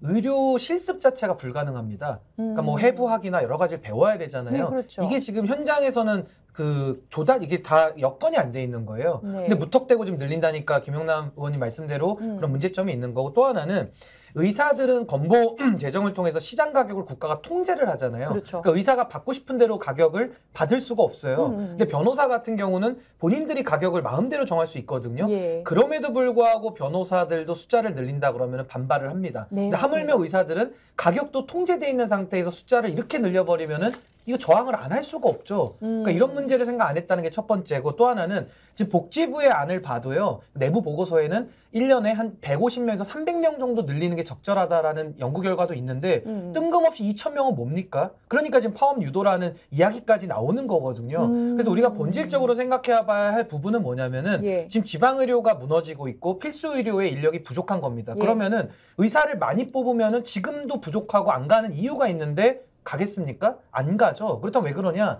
의료 수가 문제를 얘기해야 됩니다. 네. 이거 용기 있게 의료 수가 문제를 얘기해서 의료 수가를 현실화를 해야 의사들도 가가지고 기계도 빌려오고 임대료도 다 올라갔고 인건비도 올라갔는데 의료 영업을 할 수가 없는 거예요. 그래놓고서 안 내려가니까 의사들을 타박하고 의사들 돈 밝힌다 이렇게 얘기를 하는데 제도가 현실적이지 않은 겁니다. 그렇다면 지금 국가가 가격을 통제하는 상황 속에서 무분별하게 의사만 늘려가지고는 예. 이거는 아무런 그 효과가 없다. 그리고 지방의료 소멸과 필수의료계 의료 인력이 부족한 걸 해결하기 위해서는 수가 문제를 건드는 그 개혁의 용기를 내야 된다. 좀 그런 말씀 드리고 싶습니다. 근데 예. 이제 뭐 여러 가지 얘기들이 있는데 예. 의사정원 관련해서는 다른 거는 뭐 논박이 있어요. 음. 뭐 인원수에 대해서 뭐 이제 민주당에서도 그 문재인 정부에서도 의사정원 문제를 고민했잖아요. 맞아요. 400명 정도 그렇죠. 증원 얘기 그러니까 이거를 나왔었죠. 순차적으로 늘리려고 해도 반발이 있었어요. 예. 그때도 엄청나게 근데 반발했습니다. 저는 윤석열 정부가 이렇게 어처구니 없이 2,000명을 늘려가지고 음. 현장에서 교육도 받을 수 있는 그런 여건도 고려하지 않는 거예요.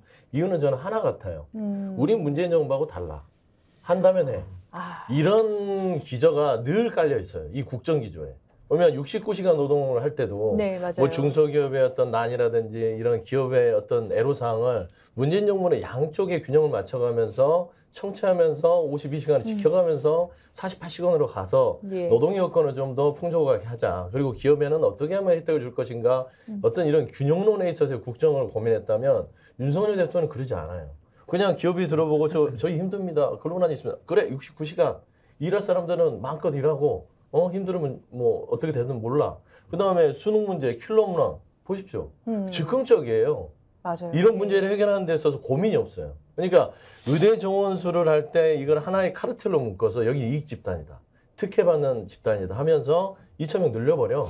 다 파업을 하든 말든 상관없어 하면서 결국에는 어떤 지지층, 의사를 바라보는데 반감을 가진 지지층한테 뭔가 표를 얻기 위한 좀 생각 없는 정책들을 추진하고 있다라는 비판을 저는 벗어날 수 없을 거예요. 이거 매우 예. 중요한 말씀 해주셨는데 예, 지금 예. 의대 증원에 대해서는 국민 여론은 거의 찬성이 거의 100%입니다. 예. 그러니까 예. 의사들이 여론이 너무 불리해요. 그러니까 정부가 오히려 2,000명이라는 말도 안 되는 얘기를 던짐으로써 의사들을 악마화하면서 여론을 얻겠다는 거거든요. 지금 여론조사 결과를 봐도 지지율이 그렇죠. 김건희 여사 리스크에도 불구하고 대담에서 해소가 안 됐음에도 불구하고 떨어지지 않는 게 의사정원 확대 덕이다라는 것도 있어요. 근데 이게 윤석열 정부가 아주 전형적인 패턴인 게 첫 번째 기억해 보십시오. 초반에 노조 때렸습니다. 건설 노조 때려가지고 지지율 올렸고요. 그 다음에 방송국 때렸죠. 네. 방송국 악마화해가지고 또 지지율 올리죠. 그 다음 사교육 강사 때려가지고 또 지지율 올립니다. 민주당은 상시로 악마화돼 있어요. 공산 전체주의 세력으로. 동료 시민이 아니에요. 그리고 마지막으로 이제 의사들 때려잡아가지고 지지율을 올리겠다는 거거든요. 야.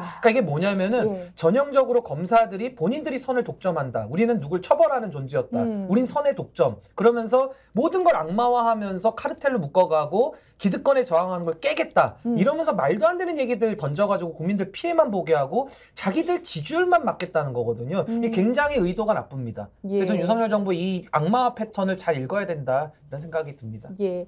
자, 국회로 한번 가볼게요. 여야가 단수 공천에 속도를 냈습니다. 총선 윤곽이 드러나고 있는데 지금 아무래도 가장 주목받는 데는 뭐 인천 계양을입니다. 그러니까 명룡대전 원희룡 전 장관 대 민주당의 이재명 대표 지역구죠.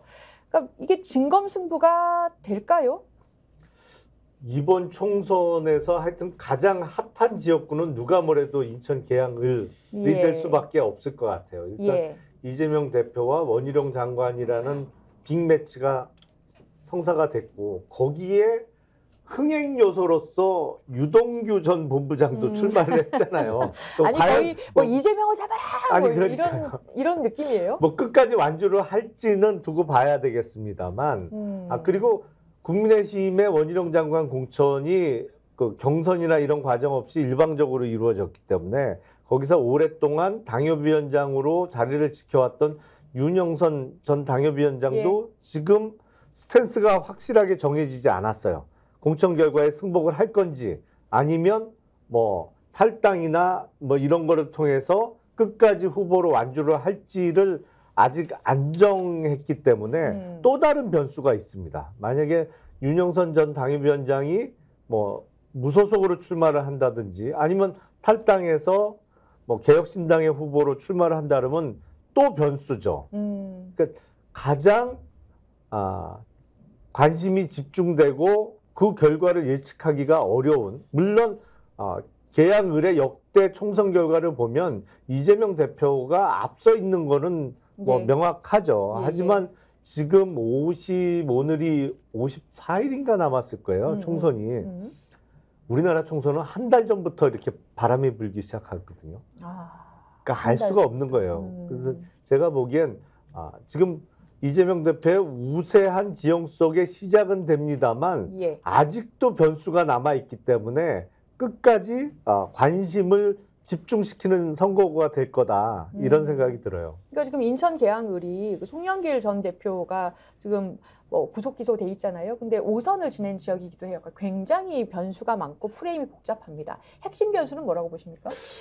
핵심 변수는 기본적으로 양당의 공천이에요. 공천? 예, 이거는 이제 인물면으로 봐서는 솔직히 원희룡 장관도 나름 유명세가 있지만 뭐 이재명 대표만 하겠습니까? 그건 아니잖아요. 그래서 인물면으로 봐서는 이재명 대표가 우위에 있다라고 볼 수 있지만 중요한 건 아까 말씀한 대로 봄바람이 불고 꽃샘추위가 끝나면 그때부터 총선에 바람이 부는 것입니다.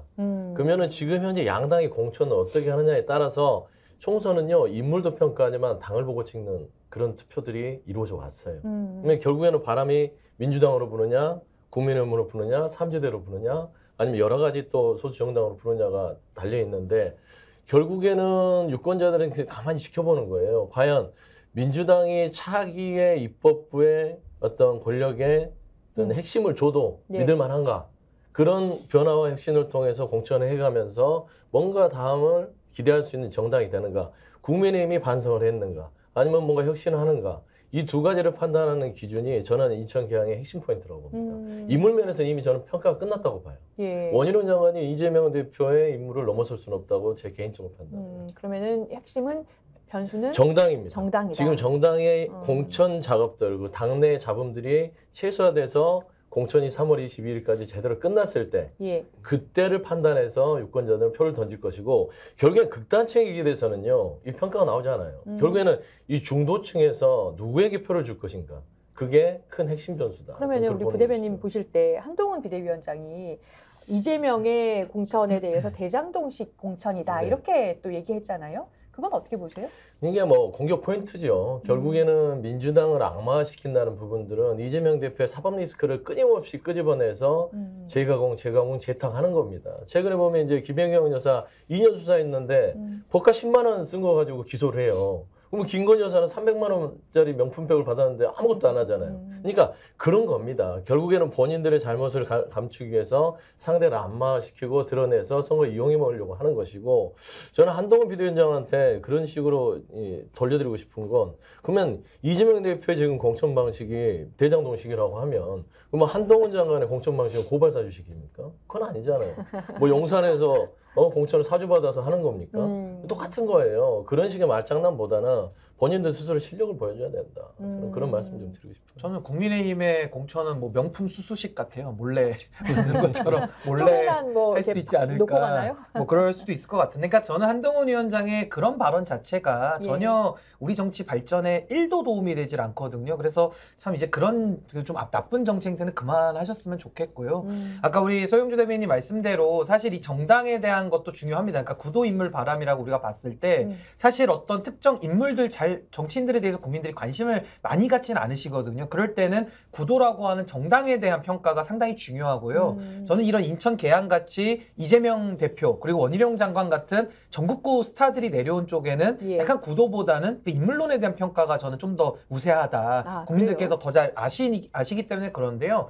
뭐 이재명 대표에 대한 평가는 뭐 대선도 거쳤고 지금까지 당대표였기 때문에 국민들이 상시적으로 이제 평가를 해올 겁니다. 그 누적된 거에 대한 성적표를 받으실 거고요. 저는 다만 원희룡 장관을 비판하지 않을 수가 없는데 전 이분이요. 국토부 장관 하면서 뭐 잘한 게 하나라도 있나요? 그러니까 양평고속도로 논란부터 해가지고 지금까지 그 국토부 업무를 수행하면서 뭐 민주당 문 닫게 하겠다 이런 거밖에 생각이 나지를 않아요. 뭐 부동산 문제가 해결이 됐습니까? 무슨 뭐 대한민국의 어떠한 뭐 국토부 그 장관으로서 어떤 업적을 냈습니까? 아무것도 한 게 없거든요. 근데 또 계양을 해 자객공천 비슷하게 내려가지고 또 이 총선마저도 또 과거로 돌아가는, 또 이거 대장동 입씨름하기 위해서 내려온 거거든요. 참 이런 식으로 정치를, 국정운영을 망쳐놨으면 일말의 책임감이라도 느껴야지 또 총선까지 진흙탕으로 만들겠다라는 이 명백한 의도에 대해서는 전 이번에 국민들께서 그냥 넘어가시진 않을 것이다. 거기에 따른 책임을 물으실 것이다. 저는 그렇게 생각합니다. 자, 근데 이재명 대표의 출마가 확정적인 것은 맞죠? 일부 보도에서 보면 요 지금 구도상 이재명 대표가 지역구 출마를 하느냐 여부에 대해서도 여러 가지 조금 관측이 일부 조심스럽게 나오기도 해요. 그러니까 저는 현재 당내 기류상은 이재명 대표 출마는 거의 기정사실이 되고 있다고 봐요. 근데 이제 이런 얘기들을 100%가 맞을까라고 생각하는 거는 그동안 민주당의 이 공천 과정을 보면 당대표라든지 공천을 관리하는 사람은 보통 불출마를 선언하지요. 뭐 예를 들면은 뭐 이해찬 대표도 예전에 불출마 선언하면서 당 공천을 조금 더 투명하고 본인이 할 수 있는 어떤 자유롭잖아요. 내가 불출마 선언하고 내가 희생했어. 본인들도 좀 헌신해 주시오. 요구할 수 있는데 그게 아닌 상황에서는 여러 가지 잡음이 있을 수밖에 없거든요. 그래서 아마 그런 부분을 고려했을 때 과연 출마하냐? 나는 아주 조그마한 몇 %의 그런 생각을 가지고 있는 거 가지고 그다음에 이제 향후에 보면 좀 패턴이 달라진 게 뭐 사무총장이라든지 공천에 개입하는 분들도 보통 헌신과 희생 부분들을 그동안 민주당 해왔거든요. 근데 그게 이루어지지 않고 있기 때문에 저는 여러 가지로 이게 지금 민주당식 공천의 어떤 전통적인 방식이 맞냐라는 차원에서 아마 그런 물음을 던지는 것 같은데 현재까지는 이재명 대표의 출마는 크게 변함이 없다. 54일 남았는데 갑자기 불출마하실 일은 없잖아요. 지금 여러 가지 제도도 그렇고 양상 자체가 출마할 수밖에 없는 상황이죠. 계양 의뢰. 왜냐하면 그전 같으면 당대표 정도 되면 불출마를 하는 경우도 있습니다만 비례대표 후순위, 그러니까 자기가 열심히 총선을 승리로 이끌었을 때 달성할 수 있는 비례대표 후순위 정도의 자기가 순번을 받으면서 하는 경우가 있었는데 지금은 준연동형이라 비례정당, 위성정당을 만들어야 되니까 당대표가 탈당해서 옮겨가지 않는 한 비례는 불가능해졌고 그건 아예 불가능하죠. 그건 아예 뭐 불가능한 상황이고 그렇다면 지역구 출마냐 아니면 불출마냐인데 불출마는 지금 힘들 것 같아요. 다른 지역으로 옮겨갈 수도 없잖아요. 그러면 보나마나 여당 쪽에서 원희룡 후보가 무서워서 다른 데로 도망갔다. 뭐 이렇게 얘기를 할 테니까 철새 논란도 있을 수 있죠. 거의 뭐 이제는 99.9%는 계양을 출마로 굳어진 상황 아닌가. 그 외에 다른 선택지를 고려하기가 어려워 보여요. 자, 또 하나 볼 지역구가 있습니다. 경기 수원벨트입니다. 굉장히 핫한데요. 지난 총선에서 5개 모두 민주당이 차지한 뭐 일테면 여당 불모지입니다. 근데 지금 국민의힘에서 박문규 전 산업통상자원부 장관을 수원병에, 이수정 경기대 교수 수원청, 김현준 전 국세청장 수원갑 3명을 단수로 추천을 했단 말입니다. 근데 우리 김용남 의장님께서 수원 굉장히 잘 아시지 않습니까? 수원병 관련해서. 이 갑병정 모두 이 현역이 민주당인 수원벨트에서 일단 우리 개혁신당에서는 어떤 뭐 후보나 입장이신지 밝혀주시고요. 성패 전망은 또 어떻게 보십니까? 일단 국민의힘에서 다 단수 공천을 했죠. 예. 여기 경쟁자가 있음에도 불구하고 경선도 어디 한 군데 안 붙였어요. 그리고 다 했는데 이 세 명의 공통점이 뭐냐면 이번이 처음 출마예요. 그것도 좀 특이해요. 선거를 처음 치러보는 세 분이 단수 공천을 받은 거예요. 이건 무슨 의미일까요? 선거를 모르는 거죠. 그러니까 이 판 짠 사람이 선거를 모르는 거예요. 그러니까 뭐 전직 장관, 물론 3개월짜리 인턴 장관 소리도 듣습니다만, 아니면 대중 인지도가 나오는 교수, 그리고 전직 고위 관료 출신, 이렇게 공천을 하면 여당이 총선 이긴다? 그거는 제가 보기엔 60년대, 70년대식 공천 방식이에요. 왜냐하면 전직 고위 관료라고 주민들이 이렇게 뭐 잘 나가던 사람이 우리 지역에 내려왔네 그러면서 거기 찍어요? 전혀 그렇지 않거든요. 요즘 마이도 그렇지 않죠. 지금 이거는 시골에서도 이런 선거는 안 통합니다. 이거는 정말 70년대식 뭐 아무리 최근까지 뒤져봐도 80년대에도 통했을까 말까 한 정도의 공천 방식이에요. 그리고 수원이 5개 선거구인데 5개 선거구 중에 선거 경험이 그래도 있는 사람이 선거를 이끌어줘야 되거든요. 예. 왜냐하면 첫 선거 때는 정말 정신이 없어요. 뭘 해야 되는지를 몰라요. 사실은 저도 첫 선거 때는 헤맬 수밖에 없거든요. 그때 당선되시지 않았어요? 그때 예. 떨어지고 이제 보궐선거 예. 때 당선이 그렇군요. 됐죠. 예. 근데 전부 처음 출마하는 사람 3명을 이렇게 꽂아놓고 이게 지금 보면 선거를 이끌 사람이 없어요. 5개 선거구에. 그리고 개혁신당은 지금까지는 이미 예비 후보 등록한 후보가 있고요. 수원 갑의 경우에.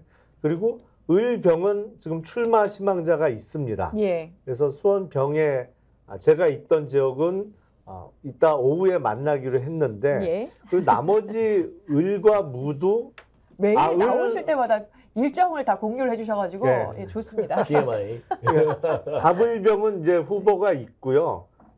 지금 정하고 무도 나오지 않을까 싶어요. 근데 정무가 원래는 정은 지금 이수정 교수가 출마한 지역구인데 예. 이수정 교수가 오히려 출마한 이후에 출마 전보다 지금 지지율이 계속 깎이고 있는 상황 아닌가 싶어요. 예. 기존에 본인의 그 예. 인기 요소였던 것을 깎아먹는 발언들을 좀 하고 있잖아요. 명품백 수소와 관련해서도 말이 매번 좀 바뀌면서 좀 이상하다. 뭐 이런 평가들이 있어서 개혁신당 입장에서도 수도권의 대도시인 수원에 5명의 후보를 다 낼 계획을 갖고 있고요. 곧 나머지 2군데도 후보를 구할 수 있지 않을까 싶어요. 예. 서영주 부대변인 네. 보실 때 공격을 받는 이제 이 수원벨트 이제 지키셔야 되는데 민주당에서는 이 후보들 단수공천 보실 때 어떻습니까? 그러니까 아까 말씀하신 대로 이끄는 한 명이 있어야 되거든요. 장수는. 이게 수원에 갔다 그러면 누군가는 경험이 있는 좀 인지도가 있는 선거에서 좀 한 재선급 출신 정도 하나를 여기에 꽂아놓고 나머지를 신인들이 이끌면서 이렇게 선거를 주도하는 것들이 보통 방식이에요. 근데 제가 봐서는 말씀한 대로 이수정 교수만 인지도가 좀 있고 박문규 장관이나 김영준 네, 청장 이분들은요 그냥 뭐 고위 관료예요. 근데 이런 방식들은 수원에서 통하지 않습니다. 그리고 오랫동안 수원에서는 뭐 김진표 의장을 중심으로 해서 수원은 계속 이 다선들이 민주당의 성장해 왔단 말입니다. 그런 차원에서는 이건 아닌 것 같은데 이 선거 전략으로 가면은 이거는 이 국민의힘에서 이번 수원을 버리는 거 아니야? 이런 느낌이에요.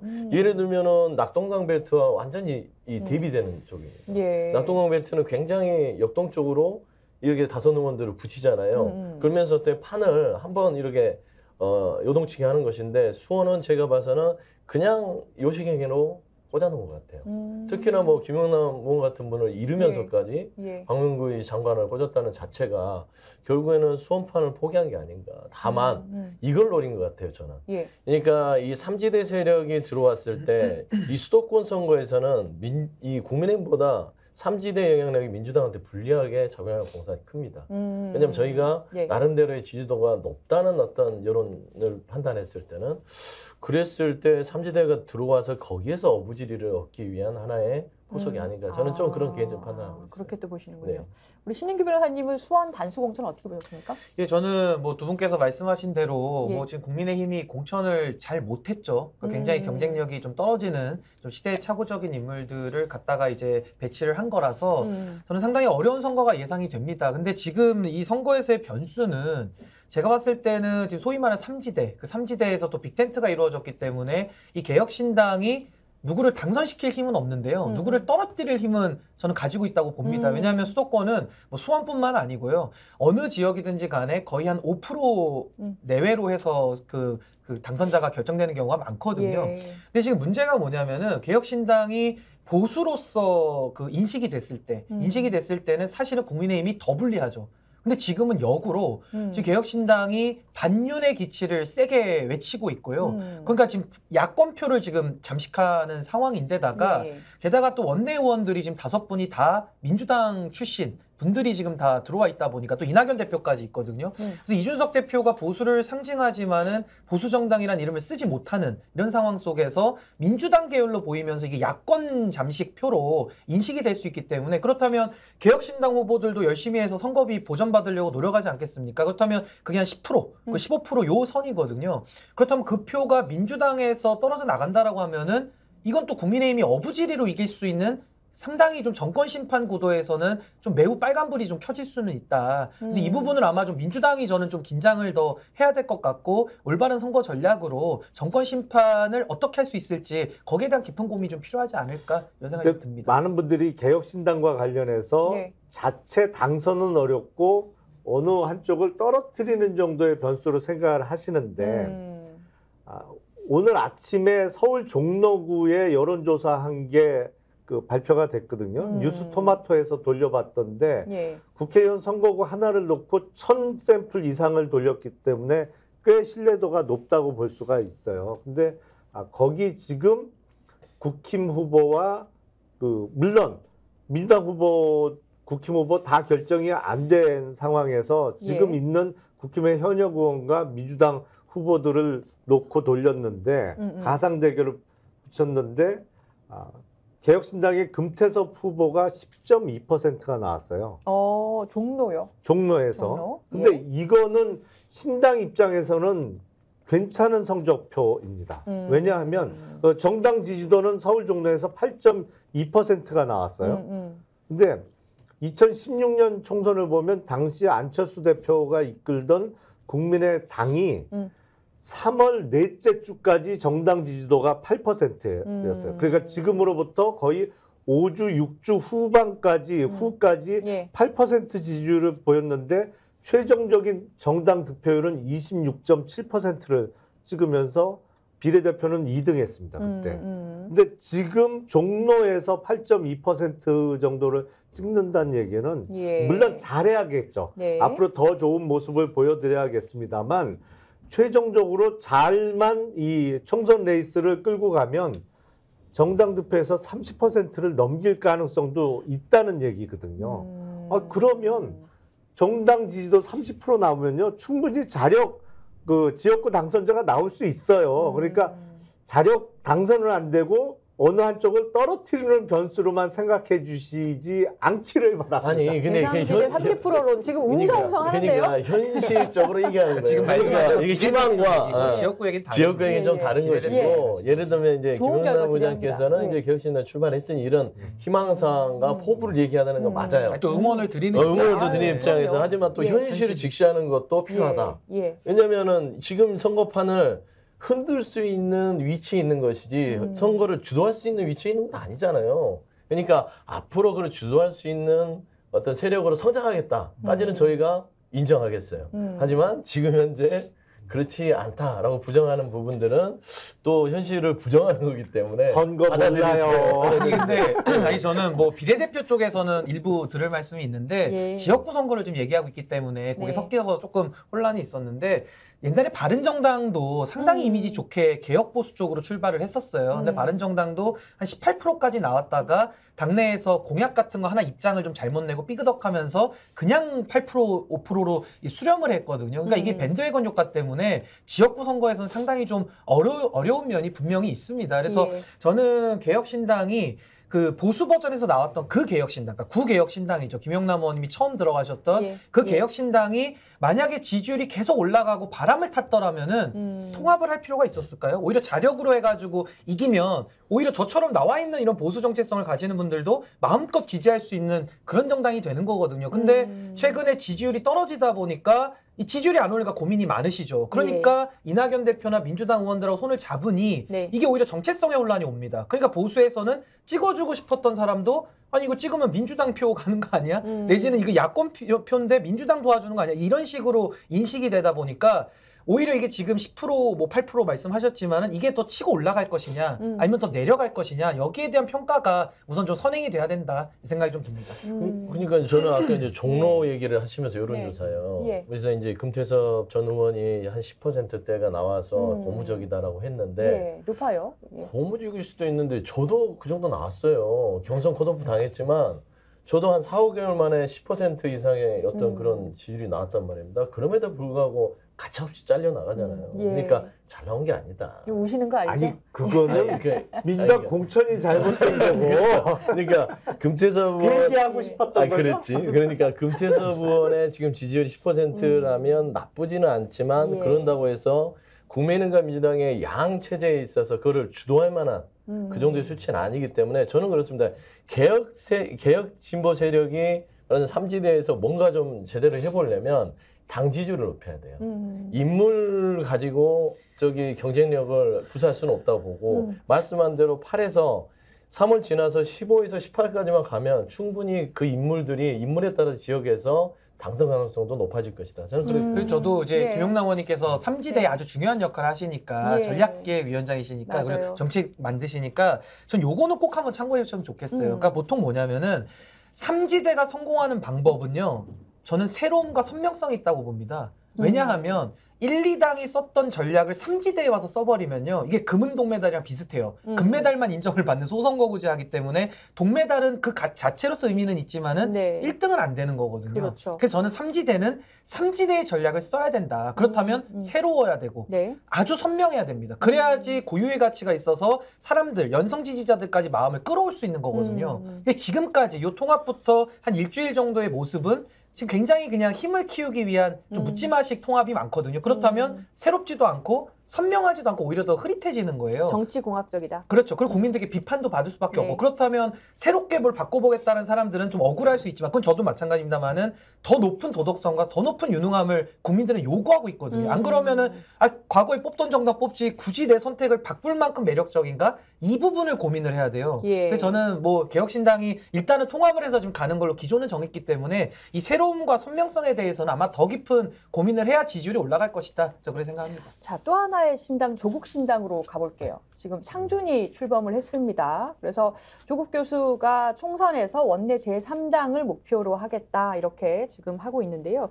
민주당에서는 아무래도 이 조국 신당에 대한 심기가 편치는 않으시죠? 뭐 그렇죠. 뭐 박홍근 의원이 지금 현재 그 통합비례당의 이제 준비 작업을 맡고 있는데 최근에 여러 차례 밝혔죠. 조국 신당과는 같이 가지 않는다. 뭐 뜻은 그렇잖아요. 생각하지 않고 있다. 참여에 대해서 받아들이지 않겠다. 하지만 궁극적으로 봐서는 이게 또 조국 신당이 생겨나고 많은 어떤 당심이라든지 민심 자체가 같이 가라라고 하면 또 그 밀려서 갈 수밖에 없는 상황이 될 수도 있을 것 같아요. 하지만 저는 조국 장관의 억울함이라든지 또 그렇게 할 수밖에 없겠다라는 거는 개인적으로 이해가 되는 사람입니다. 하지만 전체적으로 이번은 아니다. 이 당을 만들고 윤석열 정부의 어떤 국정 운영의 무도함과 검찰 독재에 대한 어떤 여러 가지의 폐해들에 대해서 본인이 나서서 깨트리고 싶다 주장을 할 수 있지만 과연 이번 선거에서 정권 심판에서 조국 신당이 나옴으로써 그게 민주당과 진보 세력에 도움이 되느냐. 저는 그 부분에 있어서는 퀘스천이에요. 그래서 저는 이 부분에 있어서 제가 늘 말씀드렸지만 자객공천하고 비슷한 거예요. 내가 이 사람을 죽임으로써 정치에 내가 성과물을 얻겠다. 그거는 정치의 본질과는 조금 먼 것 같아요. 복수심이 불타서, 적개심이 불타서, 내가 화가 나서 내가 당을 만들어서 정치를 해서 저 사람한테 복수하겠어. 이거는 조금은 아닌 것 같아요. 저는 그런 부분에 있어서는 조금 조국 장관께서의 마음은 제가 이해하나 이번 이 정권 심판은 민주당과 진보 세력에 그냥 외부 세력으로 힘을 보태는 수준에서 움직여주면 어떨까? 저는 좀 그런 조언을 드리고 싶습니다. 그러면은 우리 서 부대변인 생각에는 전망에는 이게 결과적으로는 민주당의 선거에 도움이 되기가 어려울 것이다 이렇게 보시는 것 같아요. 그러니까 왜냐하면 도움이 될 수도 있다라고 좀 긍정적으로 보는 측면에서는 민주당의 강성 지지층이 형성됐던 과정 자체가 이 조국이라는 인물이 있었고 그 검사의 난이라는 과정이 있었지 않습니까? 근데 본인이 직접 이제 정치에 뛰어든다. 그럼 이것이 결과적으로는 민주당의 코어를 더 강화해 주거나 또는 어떠한 층을 끌어오는 것 아니냐? 아주 간편하게 보면 됩니다. 예. 그러니까 이 양당이 오해하고 있는 거는 두 극단적 지지층만 가지고 총선을 이길 수 없어요. 중요한 건 이 중간에 있는 중도층에 대한 민심과 눈높이입니다. 그러면은 조국 전 장관의 이 당을 신당을 받아들였을 때 극단의 이 세력들은 더 조금 포션이 높아질 수는 있겠죠. 근데 그거 갖고 총선이 정권 심판에 부합되게 나올까요, 성적이? 이 중도층에서는 조국 전 장관에 대한 민심이 어떨까요? 좋지 않습니다. 그거는 뭐 현실이에요. 제가 제 개인적 판단이 아니라. 그런 민심의 어떤 바로미터를 우리가 받아들이지 못하고 우리 지지층이 원한다고 해서 받아들였을 때 뭐 중도층 다 놓치면 특히 수도권 다 망가지는 겁니다. 그러면 결국에는 윤석열 정부에 대한 정권 심판에 대한 이 목적 달성이 이루어질 수 없다라는 차원에서는 이거는 민주당에서는 아무리 지지층이 열광을 하더라도 중도층과 국민들의 눈높이를 고려하지 않을 수 없다. 저는 그런 말씀을 드리는 것이죠. 예, 신 변호사님은 어떻게 보십니까? 그러니까 이제 심지어 지금 조국 전 장관이 나오겠지만은 재판 받고 계시잖아요. 그러다가 그렇죠. 항소심에서 실형이 2년형이 지금 선고됐고 이 대법원에 물론 상고는 했습니다만은 법률심이기 때문에 바뀔 가능성이 매우 미미하거든요. 사실 굉장히 낮습니다. 그렇다면 본인이 국회의원이 된다 한들 거기에 따른 또 정치적인 후폭풍이 또 있을 겁니다. 그리고 또 하나는 방금 서 대변인께서 말씀해 주신 대로 조국 전 장관이 정치할 수 있죠. 그렇다면 어떤 새로운 비전을 가지고 와서 내가 해보겠다 이렇게 나와야 되는데 여전히 지금도 반 한동훈, 반 윤석열, 반 특수부 검사. 그러니까 이런 비토 정치만 가지고는 세상을 바꾸기 어렵다. 그리고 본인이 지금 가지고 있는 이런 소위 말하는 사적인 원한, 이 사적인 감정을 한풀이식으로 이 총선을 이용하는 것은 전 공인의 자세가 아니다. 저 그렇게 생각합니다. 아니 유인태 전 그 국회 사무총장도 민주당의 원로시잖아요. 조국 뭐 그렇게 거룩한 일을 했다고 창당이 납득 안 가. 뭐 이렇게 그러니까 민주당 총선에는 결국에 도움 안 될 거다 이렇게 얘기를 하셨어요. 그러니까 민주당 입장에서는 조국 신당은 이른바 뜨거운 감자죠. 물론 팬덤이 형성되어 있는 인물인 것은 틀림없어요. 근데 우리 방금 말씀하셨듯이 선거는 중도층을 보고 해야 되거든요. 근데 조국 전 장관에 대한 팬덤이 그러면 중도층 소위 소구력이 호소력이 있느냐? 그건 아니거든요. 그러니까 아마 그런 의미에서 박홍근 의원이 지금 민주당이 주도하려고 하는 비례연합정당에 참여를 안 시킬 취지를 얘기를 한 것이고 그렇다면 독자 정당으로서 이른바 비례대표 의석을 바라보는 비례대표 전문정당 형태가 될 텐데 그러면 독자적으로 3% 이상의 득표를 해서 의석 획득을 할 수 있을 것이냐. 지난 2020년 총선 때 이른바 조국 수호당 별명이 붙었던 그때 열린민주당인가요? 정봉주 의원하고 김진애 의원이 주도했던 그 정당이 3석을 얻었었거든요. 근데 그때는 재판 결과가 나오기 전이에요. 한참 전이잖아요. 근데 지금은 이미 1심, 2심을 통해서 조국 전 장관에 대한 사법적인 판단이 내려졌단 말이죠. 물론 대법원 확정은 남아 있습니다만 그런 의미에서 이번에 독자적으로 3%를 넘겨서 원내 입성이 가능할까? 그거는 저는 좀 의문입니다. 자, 방금 속보가 하나 들어왔는데요. 유병호 감사원 사무총장이 신임 감사위원 임명됐고요. 후임 사무총장에는 사무차장이면서 유병호 라인으로 분류됐던 최달령 위원이 신임 사무총장에 임명됐다고 합니다. 참 저도 뭐 잘 아는 사이고 예. 얼마 전까지는 여당 소속으로 있었습니다만 윤석열 정부의 인사하는 거를 지켜보면 막무가내로 한다는 느낌을 지울 수가 없어요. 그러니까 논란이 많은 인물이잖아요. 그리고 그렇죠. 지금 수사받고 있어요, 지금. 그리고 공개석상에서 보여지는 모습, 예를 들어서 국회 출석해서 답변하는 태도나 아니면 답변 내용을 볼 때 이게 더 이상 그 계속 중용할 수 있는 사람이냐, 상식적으로 보면 그렇게 안 보이거든요. 근데 한 번 쓰기 시작하면 아무리 논란이 거듭돼도 계속 써요. 그리고 지금 이상민 행안부 장관은 지금도 행안부 장관 자리를 지키고 있잖아요. 예. 이런 거는 조금 이해하기 어려워요. 아니 그 뭐 본인 외교 국빈 방문이라든가 민생 토론회 같은 거는 막 그렇게 휘딱휘딱 바꾸시면서 사람은 왜 이렇게 의리를 지키는지 저도 잘 이해가 안 가요. 충성스럽게 사냥을 잘하잖아요. 그러니까 저는 지금 윤석열 정부의 인사를 보면 아무 생각도 생각은 있는 것 같아요. 본인한테 충성하고 시키는 거 뭐든 하고 이게 옳은 일이든 그런 일이든 그냥 하는 거예요. 오늘만 사는 우리 부하들은 그래 나한테 충성하면 뭐를 하든 니들이 욕을 먹든 뭐 수사를 받든 상관없어. 내가 끝까지 지켜줄게. 보통 동네 형들이 그렇게 하거든요. 친한 동생들한테.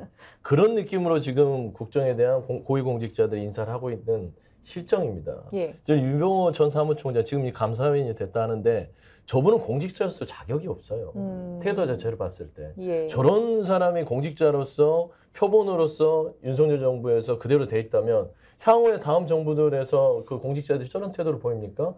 국회의원들한테 특히 야당한테 그렇게 공격적으로 하는 게 본인은 멋있어 보이고 윤석열 대통령한테 점수를 딸지 모르나 입법부라는 건 기본적으로 여야를 막론하고 국민들 앞에서 처신과 태도를 똑바로 하는 겁니다. 근데 저게 무슨 공직자의 태도입니까? 저런 분을 다시 감사위원으로 한다? 이 윤석열 정부가 미래가 없고 희망이 없다. 그런 생각밖에 안 들어요. 저는 감사원이 뭐 하는 곳입니까? 헌법기관이고 행정부에서 내부 통제를 하는 감찰 기구거든요. 굉장히 중요한 기구예요. 감사위원은 차관급입니다. 상당히 고위직입니다. 맞습니다. 근데 지금 그 유병호라는 그 사무총장으로서의 업무를 다 국민들이 보셨잖아요. 그러니까 권력의 딸랑이죠, 딸랑이. 근데 그런 사람을 갖다가 감사위원을 앉힌다는 것은 무슨 인사가 장난하는 겁니까? 국민들 보고는 이제 더 한번 싸워보자라는 거죠, 사실은. 그러니까 저는 이런 식의 막장 인사가 거의 그 조폭을 보는 것 같아요. 조폭들이 그렇죠. 그 조폭의 수괴한테 충성을 하면은 싹 다 평생 가족들까지 돌봐주는 거거든요. 예. 이 국정 운영을 이렇게 하는 정부가 역대급으로 있었습니까? 저는 윤석열 정부 뭐 많은 거에 실패가 있습니다만 이 인사의 이런 오기 인사, 이 독선에 대해서는 저는 국민들이 이번에 심판을 넘어서서 저는 응징을 해야 된다. 저 그렇게 생각합니다. 저는 하나 그 감사원이라는 특수성 부분 말입니다. 이게 그 인사 부분에도 일관성이 없다 이런 부분도 있지만 사실 지금 그 전 사무총장이 수사받고 있는 게 전현희 권익위원장에 대해서 표적 감사했다는 부분이에요. 근데 이 사무총장은 사실 안건 준비하고 행정부 역할을 하는 거지만 감사위원이라는 거는 법원처럼 심사하는 자리잖아요. 근데 거기에 다시 앉힌 겁니다. 수사까지 받고 있는 입장인 건데 표적 감사 때문에 그걸 다시 또 감사위원을 앉힌 거예요. 그래서 원칙을 떠나서 인물이 적정하냐부터 해서 이건 정말 좀 문제가 많은 인사다. 그러니까 윤석열 대통령은 법원이 우스운 거예요. 그러니까 사면권도 막 쓰지 않습니까? 자기 하고 싶은 대로. 그러니까 법원에서 재판을 받든지 수사를 받든지 다 자기 밑으로 그냥 깔아놓고 보기 때문에 그러니까 상권분리 위에 계신 거예요. 지금 정신 차리셔야 됩니다. 제가 아니 생각해봐요. 손준성 검사 고발사주 그분 수사받고 공수처에 있었음에도 불구하고 검사장까지 진급시켰잖아요. 그러네요. 그런 거예요. 그러니까 본인들이 자기한테 충성한 사람은 수사를 받든 뭐를 지적을 받든 사법리스크가 있든 간에 상관 안 해요. 그냥 막 진급시켜주고 보직 옮겨주고 하는 겁니다. 특히나 검사장 자리라면 본인이 공수처에 수사를 받지만 영향력을 끼칠 수 있는 자리잖아요. 공수처는 별개 조직이지만 그런 자리에 앉혀놓고 지금 운영을 하다가 나중에 문제가 되니까 뭐 이제 그 대기 발령을 시켰지만 결국에는 실형 받잖아요. 손준성 검사. 이런 겁니다. 고발사주. 이거하고 똑같아요. 이 총장이 지금 감사위원 되면 전현희 전 의원에 대해서 표적 감사했는데 이 사람이 실질적 이해충돌이 생길 수 있는 거 아니겠습니까? 예. 말도 안 되는 짓을 하고 있는 겁니다. 아니 그러니까 제가 막무가내 인사라고 표현을 했는데 아무리 생각해봐도 더 이상 적절한 표현을 못 찾겠어요.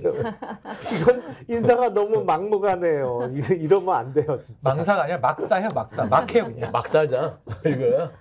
아니 아이고. 수사를 받거나 재판이나 다 신경을 쓰지 않는다 이런 생각도. 근데 그 법인 카드는 왜 이렇게 또 10만 원 사용한 건데 왜 이렇게 수사를 저는 또 어처구니가 하는 없는 게 겁니까? 선거를 앞두고 제가 뭐 이제 그런 법인카드 사용에 있어서 국민의 눈높이에 맞았다고 제가 변명할 이유는 없지만 부적절했어요. 그리고 부적절한 부분에 있어서 책임질 부분은 책임져야 됩니다. 예. 하지만 2년 동안 탈탈 털어서 김혜경 여사가 몰랐던 어떤 법인카드 내역 중에 10만 원을 긁어 모아서 20만 원을 가지고 기소를 해요.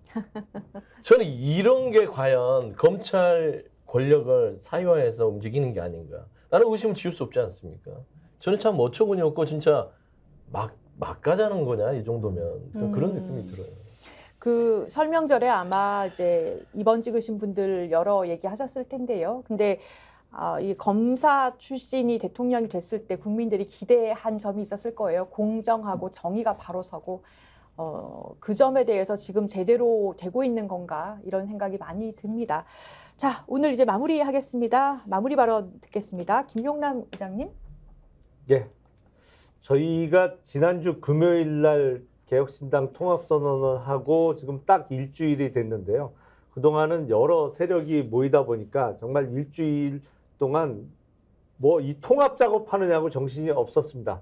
앞으로 빨리 이거 마무리 짓고 더 좋은 모습을 보여드리도록 노력하겠고요.